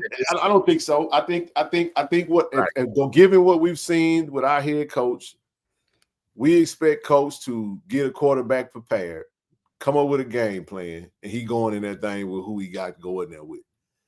Chances are given, if it ain't a rocket science, if I'm taking a wild guess, it would be my expectation to see Jared lead us into the go out on the field probably first in Tallahassee. That would be my guess. So there, but I would just say that's a great point. In TC, we trust coach. Know how to coach played quarterback, wide receiver. He's been a head coach for quite some time. He's a national championship winning coach. He got a great staff over there. Coach Rip Kirk been dialing that thing up. Great. Coach Manny know what he do. But TD, let me tell you who his best friend is. Who's everybody's best friend right now? That running game. That's your best friend right now. So that thing gonna make things a whole lot easier because we already see what number 11 can do. We see what number 12 can do too. But my point is, I don't feel bad. I just wanted to say, hey, when we knew that Jacoby couldn't go anymore, I was confused. And then you kind of find out it's like, damn, what happened? So I didn't see anything. I just knew they said he wasn't going back in, just like Coach Taylor said. And I was like, wow, okay, we go up 10-0. I'm saying, all right, defense got to make it do what it do. And Coach came back and told you what his thought process was. I know there's a lot of rumbling and maybe he should have went this way first. He should have went that way first. Look, man, Coach has his rhyme and reason for why he do what he do. And he explained to you exactly what he was looking at. Why he was very adamant about that. Hey, man, you don't dodge no question now. Man, Coach haven't dodged not one question. We don't have to fill in no blanks for him. Go watch the press conference. Shout out to Austin and his team. Go watch the SWAC call. everything you want. There you go, sis. Watch the press conference. You don't have to ask us any questions because Coach Taylor told you. It's right there in the public for you to go listen to it. He said it, right? Okay. Go ahead. Okay, well, let me say this. Go ahead. Looking at this picture right here, again, this goes to show the character and the leadership of Jacoby and Morgan. Yep. Number one. Everybody definitely last year, everybody want to see more personality and different things from Jacoby. And we always told people that he was there was leadership. He's just not just real rah-rah with it. And then not only that, now looking at this picture, it shows you the respect and stuff that we always talk about, Ken, in each room, the running back room, defensive end room, the quarterback room. You know what I'm saying? We talk about the players working together and not fighting against each other and the support that they give each other. And so you look at this and like I stated, there have been different times where, you'll see Jared be one of the first people, to congratulate Jacoby and, when he having a good game. So now this right here is coming full circle. And like you said, I mean, we don't know the extent of Jacoby. We don't know what the deal is with him. Hadn't talked to anyone on campus or anything like that. Technically, it's for them to know for sure. So, but with them sitting here praying together, showing, saying the spirit that they have, between each other and support that they have for each other is priceless, and it gets no better than this. So again, that just goes to show you once again the leadership that Jacoby and Morgan possess with this young freshman, because you understand Jacoby's a graduate. Yep. Jared is a freshman. Yep. You know what I'm saying? With buku's of talent, yep. Raw talent that yep. You know what I'm saying is going to be shaped in mold. So you gotta respect that. So with that being said, Ken, I ask this again. We don't know if Jacoby coming back or not, but that's who's to say. But let's say this. Let's say if he has to be out, we definitely have to be out for a minute. Let's say he has to be out. Let's take him out the equation right now. Right. Jared is red shirt. He played in 2 games. Right? All right. Would you hypothetically prepare both players and test the water with Parker to see that he can do it, to maybe preserve you follow what I'm going here? Maybe they're red shirt. 100%. I'm gonna tell you exactly what. Bring him out if needed. Like just say play FAMU. Let stuff go. We ain't got it. Let me be real. Let me be real with you about something. Go ahead. Not only am I speaking for me, if I'm in that situation, but I don't think I'll be speaking out of turn when I tell you what I think is going to happen. There will be preparation for the entire quarterback room. They all got to be ready. Because let me say this, just because you go with Jared, you still got to have a backup. Correct. It doesn't matter. If you go with Parker, you still got to have a backup. Well, let me phrase this then. How important is that red shirt to Jared? I mean, for us to use that red shirt, you know what I'm saying, to keep that red shirt. I guess is what I'm asking. Well, if Jared, listen, in this scenario, that's a decision. Now I'm telling you, if I'm the coach, now I'm not speaking on anything that I would know. That is a tough situation. But that's only a factor if you guaranteeing he gonna be there with you from freshman to senior. You get what I'm saying? Yeah. In the Porter era, we like to think that that's gonna be the case. We love that idea. We're gonna do everything we can to keep number 11 or whatever number he chooses to wear next year the exact same. We're gonna do everything we can to keep him in Jackson, right? But let me say this, man, we in first place. You saw that boy on. You saw that boy tuck that thing from the 20 to the 20 to the 30. I saw it before he came on campus. And I'm gonna put everything. I'm spending extra time. We got to go to Tallahassee and get that game. Let me say this though. Strategy when it comes to red shirt. If that is my strategy, and I'm gonna first of all get everybody in the room to prepare. Now I gotta get. Ethan got to be ready to go. Ethan, you ready? Parker, you gotta be ready to go. We know Parker's gonna be ready to roll, man. Parker's a dog. You know what I'm saying? Look, he got put in some tough situations, but Parker ain't complaining. That's a good kid right there, right? You know what I'm saying? He gonna be there. He gonna do what he do. Now listen, Parker ain't got nothing to do with the snap. Come to snap high. You see what I'm saying? He might have missed up, but he got to find his groove. You see what I'm saying? He got to put in some tough spots, but that kid tough as nails. I love Parker. He's a true freshman. I think he's gonna develop into something special. You want to so I'm speaking what I know is going to happen. I know Coach Rip Kirk, Coach Manny, Coach KC, and they're going to do everything they can to get both of them ready. They're ready to rock and roll, make sure they got all the installs and in their head. They know the game plan, and even to the point that where they have game plans that's strategic for each player. Lockhart has 2 more seasons. Hold on, I'm gonna get to that. So let me say this. If the strategy is to save the red shirt, you got 2 more games you can play him in, right? Still, he gonna play in them Florida schools for sure, because them the two biggest threats we gonna have. Mm-hmm. But this is the reality of the scenario. If at this point, I think the coaches are gonna do what they got to do to win. TD, Right. We gonna if Lockhart is the guy, you make him the guy, and you just leave that at that. Okay. This your thing, because this is why I say that. Mm-hmm. That means that he got the next 4 games and the postseason in whatever direction that go. SWAC championship, Celebration Bowl, FCS playoffs. If you lose a game, you got to look at all these different scenarios and how that goes. But let's say the strategy is to try to save it. Do you really have to play him against Valley Hill? I'm trying to get both Parker and Ethan up to speed. If I'm the coach, I'm not. Listen, I hate when I say that because people think we trying to advise Coach Taylor. Coach Taylor ain't looking to us for no advice. He's gonna do what he do. It's a hypothetical situation. But guess what? Hell, you can run Wildcat at quarterback and beat Valley. Don't come for me, Valley, Delta Devils. It just is what it is. TD, I was on the SWAC championship team. Now, shout out to Coach O. He may not like this, but Coach O was on that team, 1999, TD. Madison Central versus Provine at the vet. Not Jack State, Madison Central. Our quarterback was Bo Bradbury. JJ Bryant went down. Shout out to my boy JJ. JJ got hurt against South Panola, TD. We won the state championship and we did not throw one pass because Coach Mike Justice, who just went into the Mississippi Hall of Fame with Mo Williams, Coach Justice did not trust Bo Bradbury to throw the ball.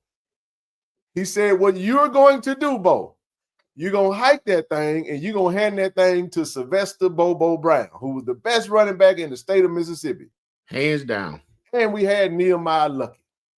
You follow what I'm saying? We had a slew of running backs. And then fullback. And we had Big Arthur Washington at fullback. I know y'all, come on now. Y'all know where I'm going with this thing. We won the game, TD, with 280-something rushing yards. My good buddy, man, my brother Anthony Heath, he's running back. Jeff Sanders, all them dudes were playing. I think Big O was on the O line. Justin Kelly was. Justin, remember where you just? We played in that game. We didn't throw one pass. So this is what I'm saying. If Valley is in the middle of that, you got a game to work with, right? The only question mark with that strategy, TD, is Alcorn. That's the question mark. Because if you take that strategy, now you got to play Parker in against Alcorn. We feel like we can beat them versus Alcorn, but I'm saying, is coaches gonna make that strategy? I don't think you're gonna gamble with your season when you got the SWAC championship and the defending national championship riding in the height. We go down there. Let me just say this though. We go to FAMU and we mess around, and God forbid we go get our ass kicked. Now you can talk about red shirting and just kind of riding it out that way. But you win, you got to go all in and don't look back. I'm a all gas, no brakes type of person. I'm aggressive with it. I'm like, you know what? You the guy, big dog. The ball is in your hand. You name you a QB1 and you let that be that. That's just my opinion on that. I'm not finna do that musical chairs with my quarterback position, because you also got to think about all the other players that's riding with the, you know what I'm saying? You got to think about the O-line. You got to think about those who have to, because let me tell you this, TD, running backs, I'm going to give you a scenario. You remember that RPO with Jared? Jared runs that RPO a little different than Jacobian. He do that RPO on the goal line, and Travis tripped up. You see what I'm saying? No. Travis got tripped up on his foot when he handed it off to him. You know what I'm saying? So what I'm saying is that does that trip mean he's used to getting it from Jacoby in a certain way? It feels different. You see what I'm saying? When wide receivers are out there running for passes, the ball spins a little different depending on what quarterback is throwing you the ball. You see what I'm saying? So coach can easily kind of throw everybody off when it's musical chairs, bro. You see what I'm saying? I don't expect coach to do that, bro. I just don't. I don't. Like I said, he ain't told me nothing. I'm gonna find out when everybody else find out. But if I know coach the way I think I know him, and coach said it the way I saw him sitting up there with that Jack State Tiger hat on and that hoodie and that hat, and he's like, we gotta win out, and we gonna take this thing 1 week at a time. I'm putting my money on coach gonna choose a QB1, and that's what he rolling with. And I think that's the decision you go with while getting your backups prepared to potentially go in the game. Because if he go in there and his helmet come off, he go in there, he get banged up, he go in there, he get cramping. You feel what I'm saying? He go in there, he stank it up. You got to be ready for every scenario. And at this point in time, ain't no transfer portal to go get no quarterback, big dog. You gotta work with what you got in the room at this point. So we got a lot in the room. I love what we got going on. I ain't afraid of the youth. I think with that rushing attack, that line, that offensive line, and listen, I also believe our defense gonna clean it up. The defense is more frustrated with themselves than anyone than you could ever be. So thankfully, TC played Jay Lockhart. He wasn't nervous against Grambling. I think TC Morgan will come back and play Stove until he's confirmed. Hey! I'm reading a highlight there because I wanted to tell you something. I want to say something. Talk to me. But that's my opinion. I hope that makes sense. I hope that makes sense for the question. I mean, you keep talking. I mean, I just want to say something to that. When he said something about he glad he played against Tuskegee and we played against Graham, he wasn't nervous. Jerry ain't never nervous, bro. No, he's not. Jerry's. I'm gonna tell you something. Look, I ain't never seen Parker nervous either. Never. I'm going to be honest. Like preparation takes away your nerves. I didn't see nerves. I just seen he got some tough spots he was in. He lived for that, man. Beautiful pass to Dupree, and he goes down there, and the ball gets snapped over his head. And it's that type of stuff. Or you get a penalty. Like, you can't put that on your quarterback. You know what I'm saying? Because all he can do is do what he do. You follow what I'm saying? So that type of stuff is kind of unfortunate when that happens. But, man, I got faith in all them kids, man, because I've seen the work that the coaches have done with them and prepared them. We got a great staff, and we got a great rushing attack. So, and what they did with themselves, because Parker was definitely one of the ones in the spring. Yep. Always out there putting them extra reps in. He's gonna be good, man. I'm telling you, he's gonna be good. But anytime you go with a freshman in any capacity, you're gonna have some freshman mistakes and lack of reps. Reps always make things better, but that's our reality right now. That's our reality. Like Coach said, we're gonna get them. We're gonna get in there and evaluate and put together a game plan and get prepared and get them ready to go. To Tallahassee. We're going to go down there with a hell of a game plan. And I like Jackson State with our back against the wall. We just play better when our back against the wall. Sometimes TD, we tend to, if we get too confident. Adversity makes the cream rise to the top. Go ahead. Yeah, adversity has a way. Good game Saturday. Not the best of you, man. I mean, it don't matter what the situation is. A lot of time when you in a desperate situation and you need something done, you end up doing stuff that you can do. It's a lot of time when you have it going easy and smooth. That's why a lot of time I ain't gonna lie to you, when things are just going well, I'm like, Lord, when the storm coming. You know what I'm saying? It's eventually coming, huh, bro? So let me say this: like, if you got a winning streak going on, eventually that loss is coming. You just don't know when it's coming. It is unnecessary. You don't know when that loss gonna hit you, but you know it's coming. Yeah. And when it comes, it's like, whew, all right, we lost. Now let's get the reset button. Let's get back to it. You know what I'm saying? And that's how I feel right now. It is what it is. She said, I don't think Coach Quinn's left defense show never gonna be dark side come Saturday. I believe that, man. I know Coach Quinn eats, sleep, and he lives football, man. And one thing about these coaches, they don't run from nothing. They'll tell you themselves, look, we gotta be better. Period. This ain't championship level. If we're gonna win the championship, we gotta fix this, we gotta do that. And this is what I'm trying to say, man. I can't wait to see the results of the adjustments and the work in the preparation. Tallahassee, y'all got a storm brewing. And I ain't talking about over the Gulf. I ain't talking about the Atlantic Ocean. I'm talking about Tiger Nation coming, man. Y'all better be ready. Because we're going to be ready Saturday, TD. We're going to be ready. We're going to be ready. All aspects of the game. Listen, I get it. You can say special teams. Damn. Well, we made some special teams error. We made some errors on whatever. We're going to clean it up. And we're going to be ready. This team got championship. We staring at the Celebration Bowl. We just got to do some minor little things. I remember when we felt like the wheels came off this thing versus Grambling last year, and folks out there giving away their tickets, talking about TZ can't coach and what the hell are these coaches doing? And we ain't losing another game. Oh, I love. Well, just about 5-6 weeks ago, you was like the hell with Jack State. Coaches don't know what they. Listen, I get it. We're not saying don't talk football and don't say things ain't what they are. You see what you saw, and it wasn't good. We didn't have an outcome. We got like, man, Coach got at that press conference after the game. TD, first thing he said, we got our butt kicked tonight. What he saying? You don't know. We just got our butt kicked. Grambling had a good game plan. Coach Ricky Joseph had them boys ready to play, and we didn't make enough plays to win. We didn't do enough to win the game. We got a butt kick. That's what it was. I mean, then we think about special team. You lose the player like Salerno. You know, they have no issue with long snapping last year, and then you lose the best punter that was in the conference in Matt Knowles. You know what I'm saying? And you got to change other guards right there. So the special team still been holding his own now. True enough, we hadn't gotten no electrifying returns that we got last year. But hey, man, people know to play you a little tougher.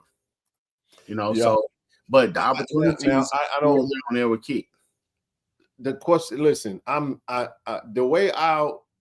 questions for any decision will come directly when I see a particular coach. If I had someone might say, hey, coach, let me ask you something, man.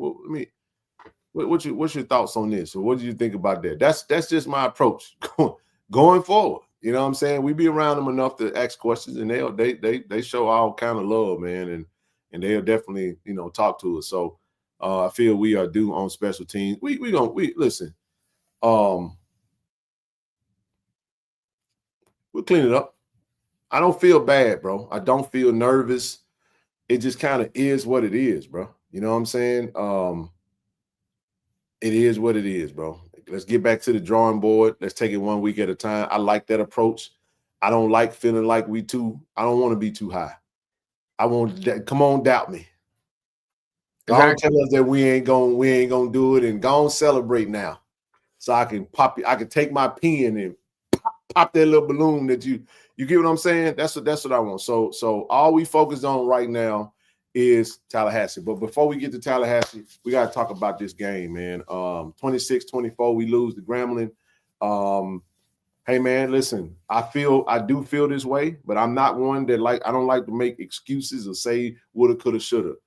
Like Coach said, Coach was asked the question, do he feel like we would have won the game if Jacoby would have went down? He said, well, you know, I don't, you know what I'm saying? I like to think so, maybe, you know what I'm saying? But we don't know.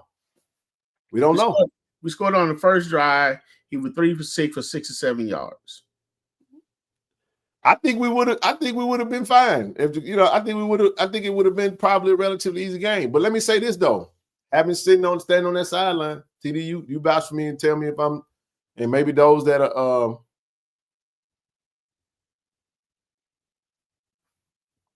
so and that's I think that's what Coach stated. We beat ourselves. We didn't make enough plays. We beat ourselves. Even with all the stuff that we're griping about, it was 4th and 9, bro, with a third-string quarterback. If we make that play, we win the game. We didn't. So, all right. When Jacoby didn't go back in the game, bro, the energy shifted. Big time. Even for me. It did for all of us. The energy got very weird. Like, it was like questionable. It got real weird. And I know if it happened to us, imagine those that's playing. You get what I'm saying? Like, they gotta they're still not really sure. I don't know if everybody really knew. You can't worry about that as a player and a teammate. You gotta have the next man up mentality. You just gotta go play the game. But man, it definitely sucked the life out of us for a second. And then like I said, we got to 10 and then we just stalled. I absolutely hate that we gave up 3 points at the end of the half. That can't happen. The block punt, I don't understand necessarily the adjustment from the. I don't know what coach saw, or that caused them to make that call. I'm not sure, but the call was made, and they got to execute. We didn't execute. They blocked the punt and put them in really good position to get a field goal. It's always the question that was in my mind: if we go into that game 10-6 at halftime, how does that game look for us? You know what I'm saying? Like, man, that 3 points at the end was brutal, bro.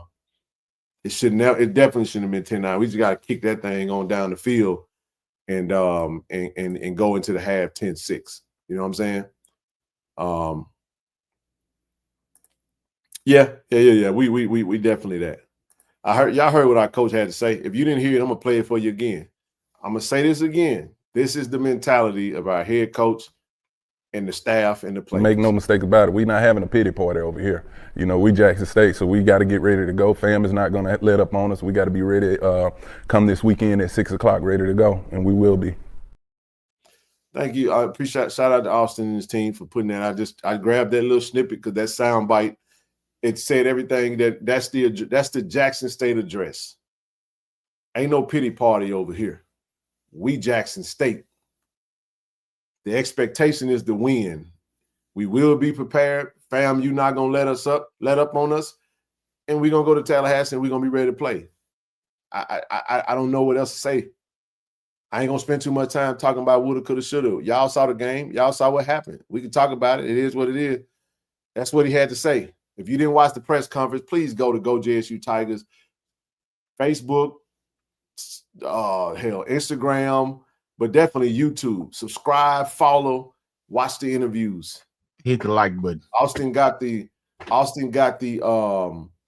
post-game press conference up, and he got the coach's call is out there on digital media. I always clip that little piece from the call and post it. If you want to watch that on the page, that's fine. But that interview is the interview that he does every week. What up, JSU Tiger fan? We're gonna be prepared. That's just what it is, man. Our season is online. We can't lose no more. 1 week at a time, one game at a time. Let's jump into these stats real quick. T-Set had a good game, 16 for 26, 232, 2 touchdowns, 2 interceptions, only was sacked twice. Wish him the best. Rushing attack, running back by committee seemingly. They was hurting us a little bit on the outside, man. It was getting outside of us, bro, to break some big time runs. 33 carries for 149. Some of those was quarterback scrambles, but Bradford had that big long run, that 45-yarder. But for the most part, we pretty much contained him. And the receiving, hey man, listen, the young brother, that brother that caught that touchdown, that Frazier that was a hell of a catch. Andrew Frazier, that was the only catch of the game, but it was a big catch. But Knighton had 5 receptions, 96, 17 receptions, 243. We were 13 for 26. We ran the ball 45 times, though. That's kind of our formula. I'm okay with that. I think that's a winning recipe for us going for the rest of the season. I think that's who we are, TD. We more of a 60-40 type run pass type team. 4.4. We got some opportunities there, a little below our average on the per average rush. Only gave up 2 sacks, and that was Parker got caught up in the middle of the line. Line kind of collapsed on him. Jared was 4 for 9, 1 touchdown, 103. Rush 7 rushes, 44. Stats really don't tell. Nate Rimmer had a big game, bro. 4 receptions, 126, a touchdown. Had a big 4th down conversion on that sweep. Shout out to Nate. A lot of the play. Fortunately, we went in 3rd and long quite a bit. Yeah, we were. It definitely. Denario Davenport had a great game. Was running violently and running well. Mod didn't have his typical game. 11 rushes for 26 yards, 2.2. Dupree did what he do. Coach Paul had a couple big catches. That was pretty much it in the passing game. Shocked that Jamil will be he'll be very, very good for us this weekend, in my opinion. He and Shamar are going to be critical for us to go down to Tallahassee and win that game. But these are offensive stats. Do you want to touch on any of this before we move on? Or you? Yeah, actually I do. I want to go back to the rushing. Yes, sir. We look at Bradford. You look at 11 attempts for 64 yards. You said it. A lot of it, I mean, don't get me wrong, they did get some grind up the middle, but I think they did most of their damage on the outside. But a lot of us from bouncing to the outside, and they may have been going to, one hole or one gap, and then due to the pressure, they was able to bounce to the outside, which means the outside containment really wasn't there, or B, with the pressure being on them to make them bounce it out, the linebackers wasn't there to clean up the play, or the safety was too far to come up. So that's why they was able to get a lot of yards on the outside. So we're definitely going to need to keep the outside containment and make sure the linebackers are able to clean them up, Ken, once they are flushed or driven, out of the particular hole that they wanted to run to. Once they are told not, once they are shut down from doing that with the defensive line, defensive end, then the linebacker come on through and finish up the play. So they were able to break to the outside a little bit too much without that containment, whether it be the defensive end or the linebacker not finishing the play. Yeah. And then too, man, a couple of interceptions that we got to get. We missed. We missed a couple of them. Hell, the game, we could have won that game. We had one. I know Cam almost hit. I know Frankie had one. It was a little behind him, but Frankie possibly had a pick six. Yeah. That was early in the game. I mean, yeah, that was the early one. Yep. But question we need to work on getting the punch off as the team's ready. Yeah. That's an opportunity definitely there. I've heard that before. And they definitely are working on that and working towards getting that up. I like to not punt though. Right. I know. But that's his style though. Yeah. You know what I'm saying? That's his style. If he has time to get it off, he booms it. It's just a slow progression, and it's dropped the way he go by doing it. But it's effective. So I'm sure the coaches know and know how to block it up, like they have been all season, to make sure that he's able to get it off. I think we had 2 blocks, one against USM, and definitely the one Saturday. May have had another one or two, but that's just his. And then that just is the way he delivered. Max, that's the way he. That's his style. That's something that's definitely was talked about since the referees. I was told that a couple of plays they definitely weren't first down. They was giving bad spots. So, I can't really say. I just thought we did enough to shoot ourselves in the foot that I didn't even think about the referees on Saturday. I thought for the most part the referees did as best they could do. Hell, that was a good day for SWAC referees, if you really want to be honest. Right. Terrible. But you know what? Speaking of the referees, so to speak, unfortunately for this moment, but when T said went down, did he fumble? Was that a fumble? And I think in the heat of the moment, huh? I didn't see it. I can't answer. Right. Well, I'm saying because I think at that particular time, I mean, everybody was caught up in the young man being injured. So they did say that on that the pass that was to the young man over there to get him in closer field goal range was an incomplete. Well, I'm too for the timeout that Coach Taylor. Listen, the touchdown catch that Frazier made, Coach Taylor called that timeouts because he wanted them to review it, because when the young man caught the ball and went down, it moved a little bit, and they never called for the review, and so we basically lost the timeout, and we didn't get the review. They said the dude need all out of bounds, and that's what I'm saying. It looked like a fumble. So there was a couple of bang moments that definitely could have been. It's just fluky, man. He did fumble the ball. Okay. Yeah. So So he did. So on that play, I was talking about what he said. I think he did fumble the ball because Kanye Varner recovered it. But that was one. The play that you talking about, as far as when Coach Taylor called the timeout with the touchdown catch, I had the cameraman say, "Hey, he bobbled the ball." You know what I'm saying? That's what they say. Hey, you remember me say, "Hey, he bobbled the ball." And I think that's why Coach Taylor called the timeout. That's exactly why he called the timeout. He went to him and asked him for the review, and they never gave us a review. So again, there was a lot of things going on over there that really ticked the coaches off. They made some terrible decisions, though. Now, they did it. Now I will say this: that last catch that the young man made to put them in the winning field goal range, I thought he was out of bounds. I'm standing about 10 to 15 yards from where he caught the ball. It looked like he was kind of airborne in his shoulder. I gotta watch it again. It looked like his outer extremes, his upper body went out of bounds before anything landed in bounds. So I thought it was an incomplete pass. I was kind of shocked when I said, wait a minute, they gave them that? Because I'm looking at the young man go out of bounds. So I don't know. I mean, it is what he was out. Yeah. See, this is a time when I was actually in the tunnel, so I don't have nothing to add to this, man. I wasn't over there. I couldn't see it. They missed the pass interference call. The player was out of bounds, and when he had control, yeah, it's just there you go. I mean, that's definitely some questionable stuff, man. I totally get it. I thought so. It sucks because our coaches, we lose a timeout that we definitely could use, and they don't even go take a look at it. I thought all touchdown plays were reviewable. I thought they were supposed to review them and take a look to make sure.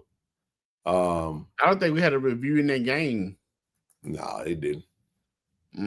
Ain't no telling, man. They might have bet the spread, man. Ain't no somebody got paid. I don't know who got paid, but like I said, I just focus on us, and we got to just be better. We got to put teams away. We got to make that JSU by 40 months, which means something again on the football field. I want to see JSU by 40 rest of the season, dog. You know what, Ken? That's the last thing I really say on this, bro. Way beyond sick and tired of every close call or otherwise being against JSU by these damn swag. No officials. Spread was 20. Still would have won. I didn't pay attention. I don't even know. I can't even explain the spread. I'm such a novice at gambling, bro. I don't know nothing about it. I agree. I couldn't tell you nothing about that. Yeah, that's what I thought, brother, and that's why like our coach didn't call no damn timeout just for them to reset the damn extra point. Like, come on, man. He said expecting the referees to give a good call is like expecting a good call from your child's way.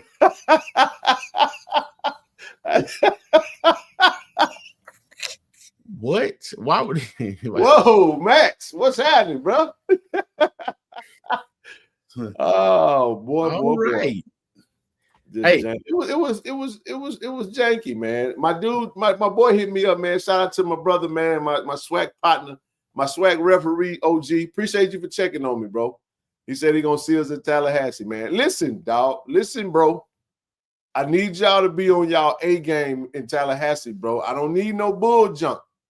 I ain't gonna say your name, but bro, don't do that to us now. Y'all got to clean that junk up, man. We need a fair game call down there in Tallahassee, bro. Don't do that to us. I'm gonna call y'all out, man. I ain't gonna say your name, but come on, come on now. Come on. Let's move on to the other stats, man. Defensive side of the ball. Shout out to Reed. Reed had a really good game, total 10 tackles. John Brown had a really good game, bro, as well. He had a tackle and a half, a loss. Reed had 10 total tackles, a sack, and 2 tackles for loss. Quincy had 5 total tackles, a tackle for loss, and a sack. Bring his number up to 5.5 for the season.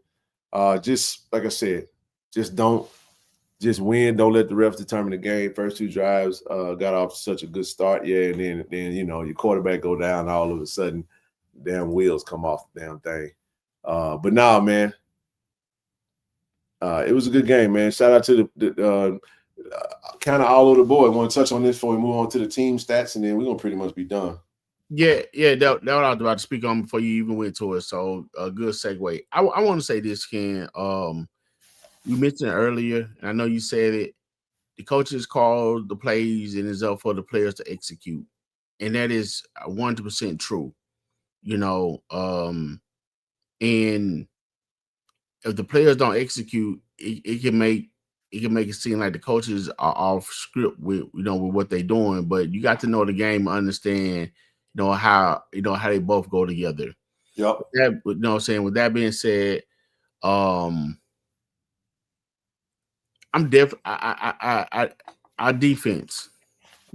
I still want that lights out dominant performance. I don't know if we scored any points this year, Ken, and that's unlikely for a Jackson State dominant defense. Have you recalled any points that we scored?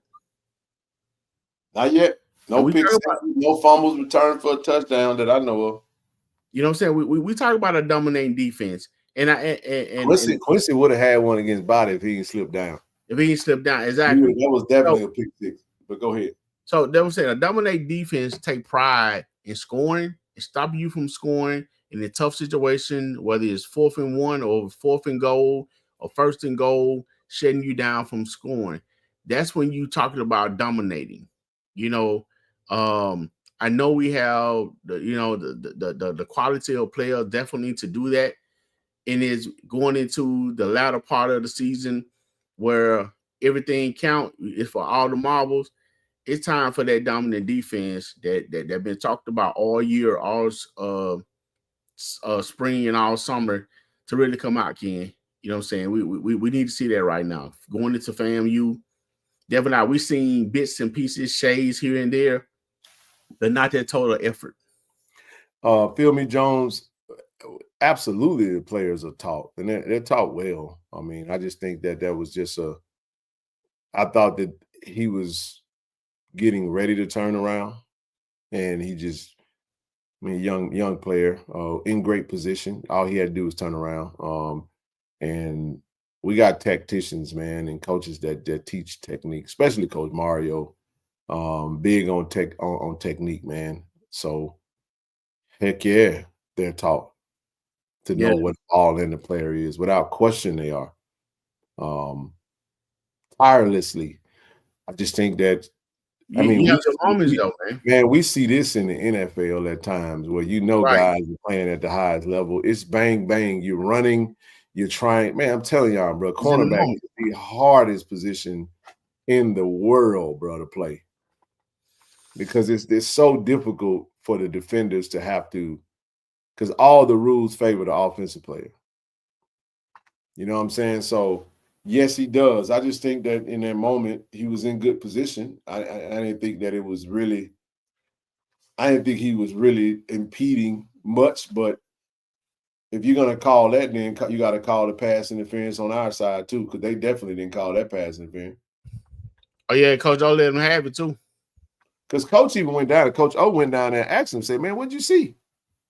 Like, come on, like, oh man, you can't. You know what I'm saying? But here's the team stats. In the first down, Jack State wins the first down battle. Rushing, and we had more penalties. Net total. TD, 3 fumbles. by both teams. One loss for each one. Jack State had 8 penalties. Grambling had 9. So kind of was what it was, man. This is It was fairly even. It was, man. It was a slugfest, bro.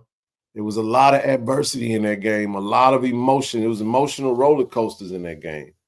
And you just needed to make one more play, and they made one more play than we made.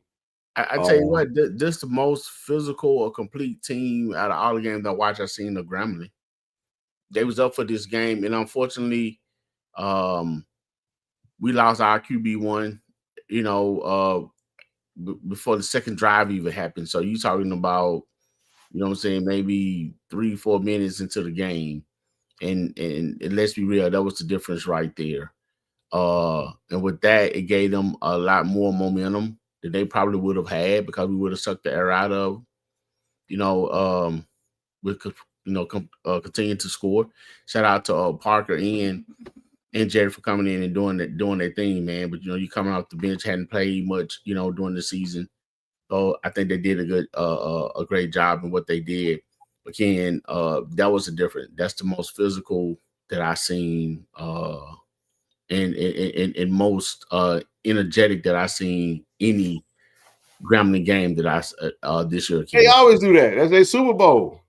It's like, yeah, Jack State we beat Jack State routinely, and then you're gonna go lose to the rest of the bottom feeders on your schedule, and you're gonna go home and y'all go to the Don't Nobody Care Bayou Classic Bowl or whatever you want to call it. It'll be the bottom of the barrel West Side Bayou Classic Bowl. That's right. That was a touchdown that he missed it. You know what I mean? It is what it is, but they're not dominant right now, But a dead clock is right twice a day. So, they got up for us. We needed to match that same physicality. We just had a lot to happen. Our quarterback went down way faster than their quarterback did. The quarterback went down on the last drive. Ours went down in the first quarter. Much different. Second drive. So check this out. T-set goes down on the second drive for Grambling. It's a blowout. Just saying. This is what it is. But that's not an excuse. It's just it is what it is. They won the game. We move on. We prepare for FAMU. The link is open. You got anything on your heart, you can speak on it. You know what I'm saying? We finna get ready to get up out this joint. Y'all don't. Appreciate everybody. TD, you got anything else in relation to that game? Shout out to the staff and the players. They heads up. Like I said, ain't no pity party. They getting prepared. Seen the dinner at the boys' game tonight. Good deal. My girl really enjoyed Vegas the first time. This is my girl and the family first time. That's what's up, man. I'm glad y'all enjoyed it. Hey, man, y'all go enjoy the rest of the losses for the rest of y'all season. Good game. Ken, have you ever been to the Louisiana Bowl? I've been down there before. It's all right. You know what I'm saying? Dub Tucker, what's happening, baby? What up, bro? Good to see you, man. What's up, bro?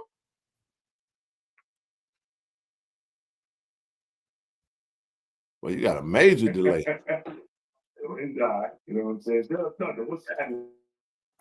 What's up? You got it. Listen, can you hear me? Turn the volume Not down. much. Hey, I'm in my leather lab, so I don't know if y'all can see. There you go. I'm in my leather lab listening to you, man. So I have a lot of points to make because I'm just watching the chat and I hearing all these people talk about, the coaches and the player decisions and all those different things. But my point is the coaches make a decision for a reason. And one of the things that we have to understand is sometimes they have to look out for the future, and whether or not Jared Lockhart comes out as the sub or not, I mean, he's part of the future. So if he has to redshirt, they got to preserve that. That's my first point. The second point is it's not just about QB1 going down, because there's so many opportunities to win. There was an interception or a turnover, and then 2 plays later, we had a turnover. There was the block punt, obviously, but there's so many different plays where we could have put them to bed and just took them out early. It just didn't happen. So sometimes it's just player execution. Sometimes it's just bad luck. And it's not always play calling either. Like you said earlier, Ken, the plays have to be executed. We don't have to understand the rhyme or reason of the plays, but if they were executed accurately and with intentionality, we wouldn't even be questioning the play call. Now that very last play with them putting them into field goal position with the quarterback sneak, Coach TC already addressed it on the press conferences, and I really implore people to go watch those, because half the questions that they answer on this chat or in the show is answered in those press conferences. Gap discipline was the problem. That was it. So those are my points. But last but definitely not least, I just want to shout out T-Set, man. He balled out. I pray that it's not a career-ending injury. That kid is special. And I just want to say a special prayer for him and his family. Hopefully he gets well soon, and hopefully it's not a significant life-altering injury. I agree with that. Mo, I hear you. That's all I got right now, man.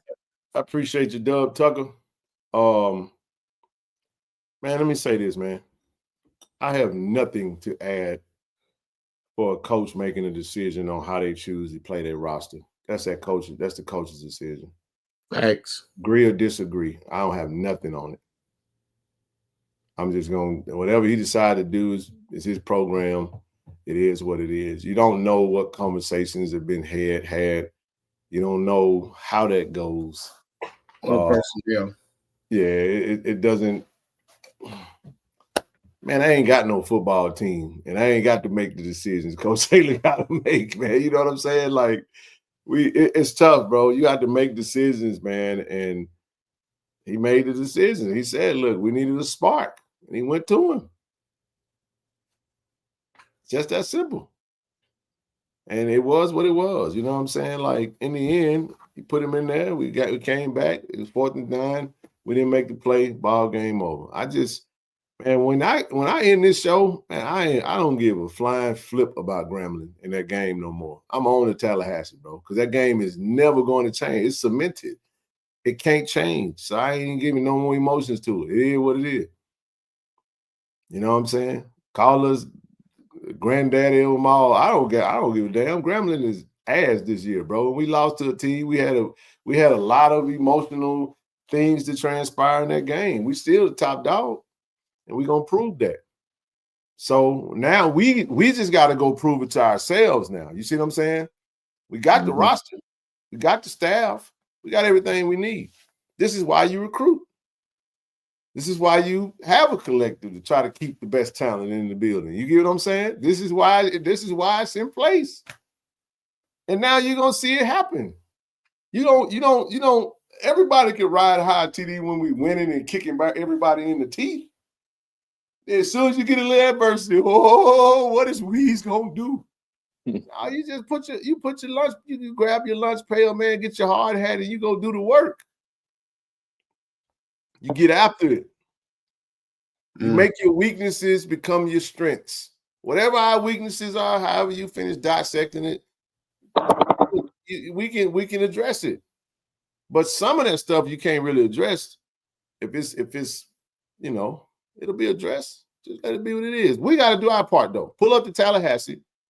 Let me say this. I got a question. Don't stone me for it. I got a question. Do you understand how a collective and recruiting and all that type of retention, roster management works? I can guarantee you a lot of people that's doing this right here ain't supporting in that capacity. You get what I'm saying? And there are some that are. I'm just saying, like, hey man, let's step it up. So we want to. This is what I'm telling you. Coach said I take full responsibility for it. We have to be better, right? So you know what I got from that, TD? I gotta be better. I got a better support in whatever capacity we can.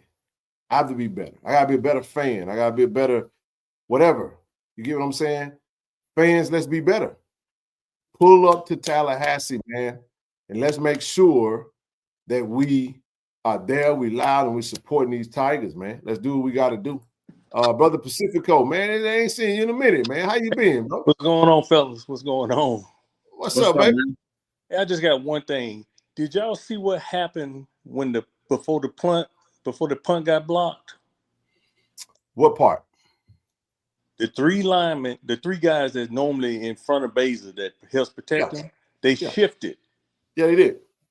And when they did that, it left everything open. Mm-hmm. That's what I said earlier. Like now. They missed their assignment. Well, no. We said that earlier. I said, I'm not really sure what coach was looking at to make that call. That's something I would have to ask him or whatever the case may be. But that definitely was a shift. Maybe he saw something. I'm not sure. I don't know. But that definitely was the case. I think we need to keep our punters. We need to keep those three guys because our punters have a slight delay in their punting. For some reason, and I think we need to keep that protection back there. So let me add to that. The reason why is it's a rugby style punt to allow the coverage to get downfield because sometimes there's not enough height or distance for the coverage to get down there. And then the upbacks before the punter, that's been a problem all season. Right. And I wonder if that's what coach saw and it was trying to give Beza a little bit more time to do that rugby style punt. What's been the problem with that, Will T? And I think that was that Beza or was that Donovan Warren? He's the one with the rugby. That was Beza. Both. Okay. Yeah, they both had that style of punt. Early on in the season, there was a couple close blocks, and if you remember, like the first 3 games, there was a roughing the kicker penalty on the punter. And there was missed calls, or not missed calls, but missed blocks on the upbacks. There was one particular one where the upback just, I don't know if he knew the ball was snapped or not, but the defender ran right past him like he was just a podium and knocked right into the other punter, not Beza, but the other one. To Tucker's point, and like I said, I don't have the answers for it. It's to that comment. They said, I believe the punter was supposed to run and punt in that direction. So I'm assuming that he's supposed to go right and punt it on that side of it. I don't know. One of them left-footed. I think Beza's right-footed, right? The other guy's left-footed. Yeah, Beza's definitely right-footed. I don't know. I can't. All I know that changes a lot too. I'm more bottom line in that situation. We got to get the punt off, and we can't. You don't want to give up points at the end of the half, especially when you're not scoring any. You know what I'm saying? So in that situation, hell, if we hold, we do our part. Hell, we could have won that game 10-6. I would have been just fine. We would have won 10-9. I'd have been good with it, right? 2-0. You know what I'm saying? The goal is to win, right? But now to give up those points, man, that was I wish that block punt went out the end zone though. That would have been nice. Yeah. But I'll add this one last bit, Ken and TD. Pacifico, it's good to see you again, man. I don't know if you was at the game. I wish I had seen you. No, but I'll be in Tallahassee. Oh, okay. My new glasses, bro. Okay, I got mine. I be rocking the metas, man. That might have been why I had that little moment. Hey, look, I don't know, but I don't know if I'm gonna walk away from the metas, bro. It's something about having all that stuff right here on your head, man. And I wore them all weekend. The focus. It's the focus. Huh? Your focus, the eyes focus on what's on the lens instead of where you're supposed to be looking at. I'm talking about what's confusing. In the lenses. Like, I don't know, man, what the hell that is. I don't know if it's just I'm rocking the hat all the time and I got these metas on. So I'm just like, man, bro, I don't know. It's a lot inside them glasses. So I don't know. I can't say. But I just know that man, he might have skipped it up. I'll close out my comments with this, though. Coach Ricard is the special teams coach under that. Yeah, that's fine. It's good for him. I'll close out my comments with this and call it a night. But like I said, I can't tell you how many times I said it, where I said it, but I know it's in the platinum chat. Shout out to the platinum chat. JSU can only beat JSU, and that's what happened yesterday. That's what happened Saturday. JSU beat JSU. Period. But T said balled out, and man, he made it a game, and I really do hope that he's okay and it's not a life-changing injury. Yeah, I feel so bad, man, for him. And I say, if we win, they're gonna say, well, if T said hadn't got hurt, it'd have made some excuse for us. But I didn't want to see him get hurt, man. Not like that. No. I saw him when he went down, head first, And if you watching it from home, they never replayed that play. Somebody to win and replay and say, no, we're not gonna replay it. Nope. He was knocked out on the hit. No, I was back there, and Dub was back there. Dub was like, man, Dub was like, man, he wanted to cry, bro. He was like, it was bad, bro. Like he didn't move from what I heard. It was bad. Yeah, they didn't replay it on television. They replay it. I wondered that. They normally don't, and but no, There was no replay in the stadium either, and I was watching that play. He was knocked out on the hit. And as soon as he hit the ground, I turned to everybody in the stands like that. He's knocked out. And the trainers, they didn't even wait for the whistle. They was on the field already. And so here's another point too, because I'm a college soccer referee. So NCAA rules state that they have to have an ambulance on site. So that's why the ambulance was there so quick. Yeah, every game. They have to have the ambulance on site every game. For reasons like this, and the trainers recognized it. Shout out to the trainers. The trainers recognized it, and they was on the field as the whistle was blowing, and so he got care really quick. I noticed that his mom, his family, they let them down there as fast as possible. I mean, the staff, the stadium staff, the training staff, the coaching staffs, they all did the right thing at the right time with expediency and respect. I didn't know he fumbled the ball, bro. I didn't know that. And we recovered, so that would have been ball game anyway. It would have been. Damn. But see, I couldn't really tell because they never re-showed the play again. And then we ain't had them time out, so what nothing we can do.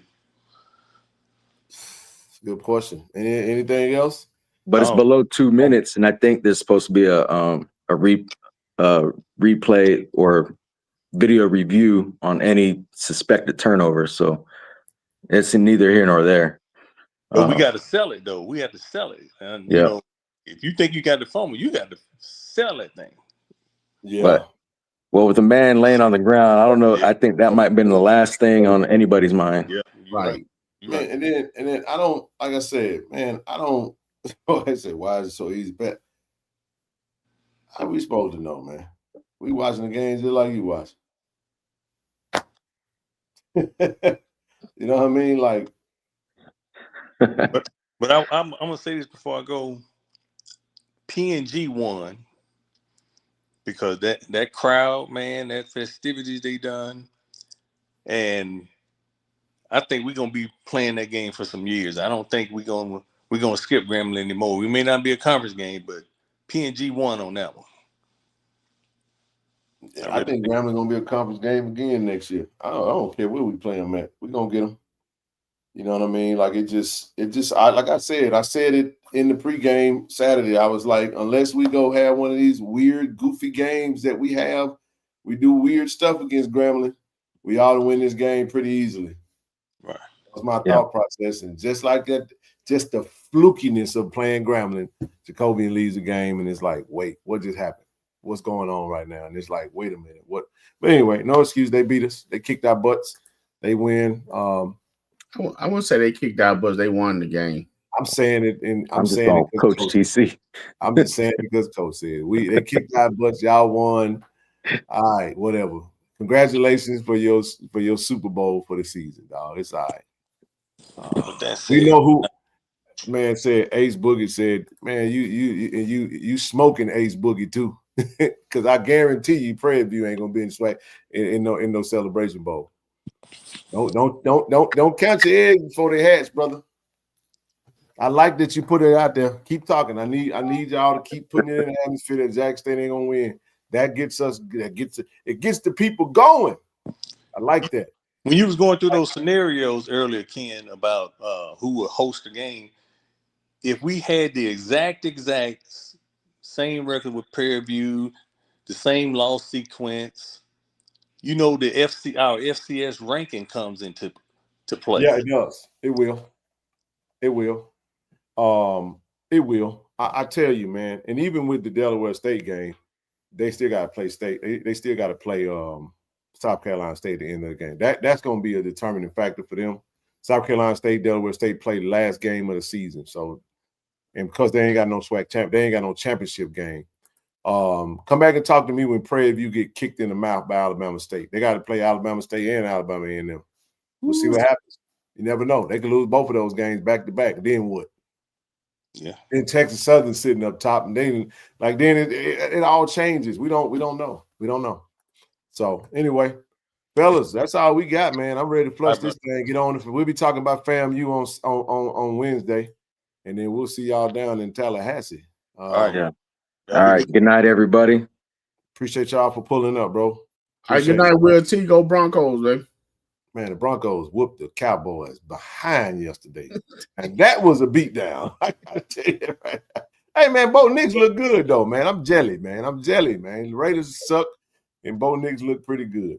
Hey, man, we appreciate y'all. Hey, look, before we get up out of here, man, before we get up out of this thing, man, hey, listen, I want to send a huge shout out to our channel sponsors, man, Canon, Toyota, Vicksburg. Listen, if you are in the market for a Canon, a Toyota Honda, let's go to Vicksburg, man. See Billy, 601-835-6100. Listen, if you're in Jackson, you want to look for a Nissan or a nice certified pre-owned, you can go right over the hill, Gallatin Road, the Canon Nissan of Jackson. See Will and his team. They will take care of you and get you riding real nice. Something nice like, you know what I'm saying? They're going to take care of us. We'll be in the Canon vehicle heading over to the Tallahassee, right? Last but not least, man, Auto Masters. We do have a new channel sponsor, channel member. We'll be talking about them on Wednesday. We got to work through that on that Wednesday. We'll come back on Wednesday with that. But shout out to my brother Timothy Poe, Terrence Miles, for Auto Masters, man. Hit their website, www.automaster06.com, 601-927. Yeah, I know you was over there working, man. Shout out to you, brother. 601-927-7794. All right. And don't forget, listen, follow us on Facebook, Instagram, TikTok, Twitter. Last but not least, hey, man, go and grab that. It might be over with now. If you want that, it's over with. That thing dead. Get the link. Link gone, bro. Click the link. Sign up for the collective. Appreciate all the support. Subscribe to the channel. Become a channel member. Become a platinum member. Try being a Falcons fan. No, I don't want to do that, man. Them dirty birds. I won't do them dirty birds like that, man. But listen, we appreciate y'all. We'll be back on Wednesday. Shout out to Tiger Nation, man. Shout out to the players. Hey, let's go get one in Tallahassee, man. We'll come back and regroup, and then we'll talk about the scenarios then. Y'all know it feel good when you win, and we can talk a little crazy, a little different. Everyone come out to the Refuge tomorrow at 9 a.m. men's golf in action. Man, I wish I could, bro. I would love to. Are they playing all week? I'll be there this week, some point in time. Man, JSU golf is back like that. Mm-hmm. And then make sure you grab your make sure you go to Point City Brewing, get your old-fashioned cocktail served in that margarita mix. If you haven't, head by Cat Head, get you a bottle of KC-1400 Special Edition vodka, or go to greenwoodwhiskey.com and get you a bottle. Tomorrow's the final round. All right, I missed that. Best of luck to Coach Rob and the golf team, man. All the best. Listen, appreciate everybody that tuned in tonight. Thank y'all for watching as always. Make sure you like the stream. And TD, what you got, man, before we close this thing out, bro? Again, I don't want to say thank you everybody for watching us tonight. Thank you for your comments, for tuning in, to interacting. Make sure you hit that like button and come back on Wednesday and let's do it all again. Let's talk the keys out that we need to give our Tigers to win this game on Saturday. And again, I hope everybody had a safe and wonderful trip to Las Vegas, and I hope you made it back safely. And getting ready for your regular work week. Hey, man, well said, man. It's tough to go back to work after leaving Vegas, man. when you out there on the strip perusing. Trying to When you out there perusing out there with the streetwalkers. Hey, man, you so sick, man. You out there with the streetwalkers perusing the strip. Hey, Yes, man. Hey, so yeah, hey man, hey, that was a good time too, man. I'm sorry about that. What you had up there? Nah, go ahead. What you had? I want to tell shout out to co-pilot, man. Oh yeah. Yeah, man. Yeah, put some meat on the stove. Yeah. Hey, great time, man. Great event put on by PG, man, in the Pat Rally. It was great time, great event. And we don't. And somebody asked Ken, do we think that Jackson State will return? We don't know that, man. Let me tell you something, man. We have a tactician as an athletic director, man. I don't know what AD Rob got cooking up. You know, he keep everything close to the vest. Maybe one of these days, TD, we be in one of them. We catch him on the sideline right in the moment. You know what I'm saying? Be like, hey, AD, man, we going back to Vegas. He might give us a little something. He might not. All I know is I don't know. Right. I don't know where we going or not. I enjoyed it though. Hey kid, or you have a bank account like this fellow right here. Hey Tim, enjoy yourself, bro. Enjoy yourself, man. Be easy. Don't blow that rent money, man. All right, y'all. Peace out, everybody. We'll see y'all back on Wednesday. Bishop. 9 o'clock. 9 o'clock. 9 in the morning. Refuge. All right, everybody. Do y'all love? Go Tigers. Peace.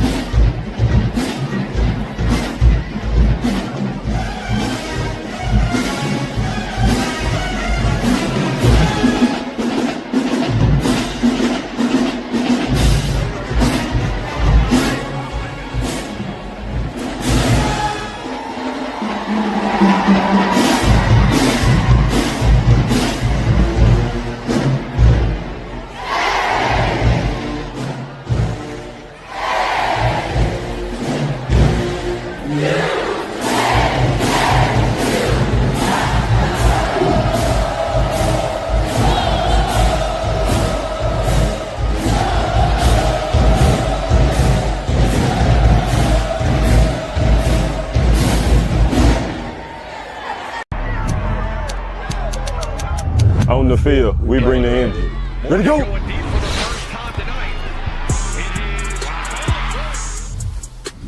Off the field, I build my brand.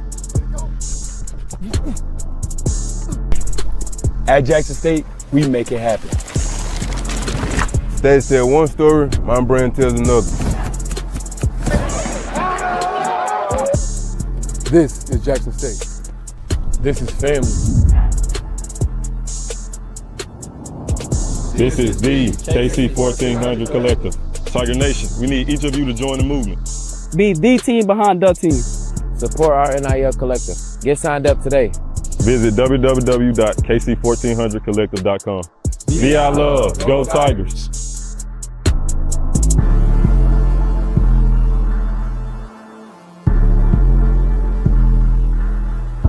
Hey, this True Thompson. True, you gotta get word for Tiger Nation, man.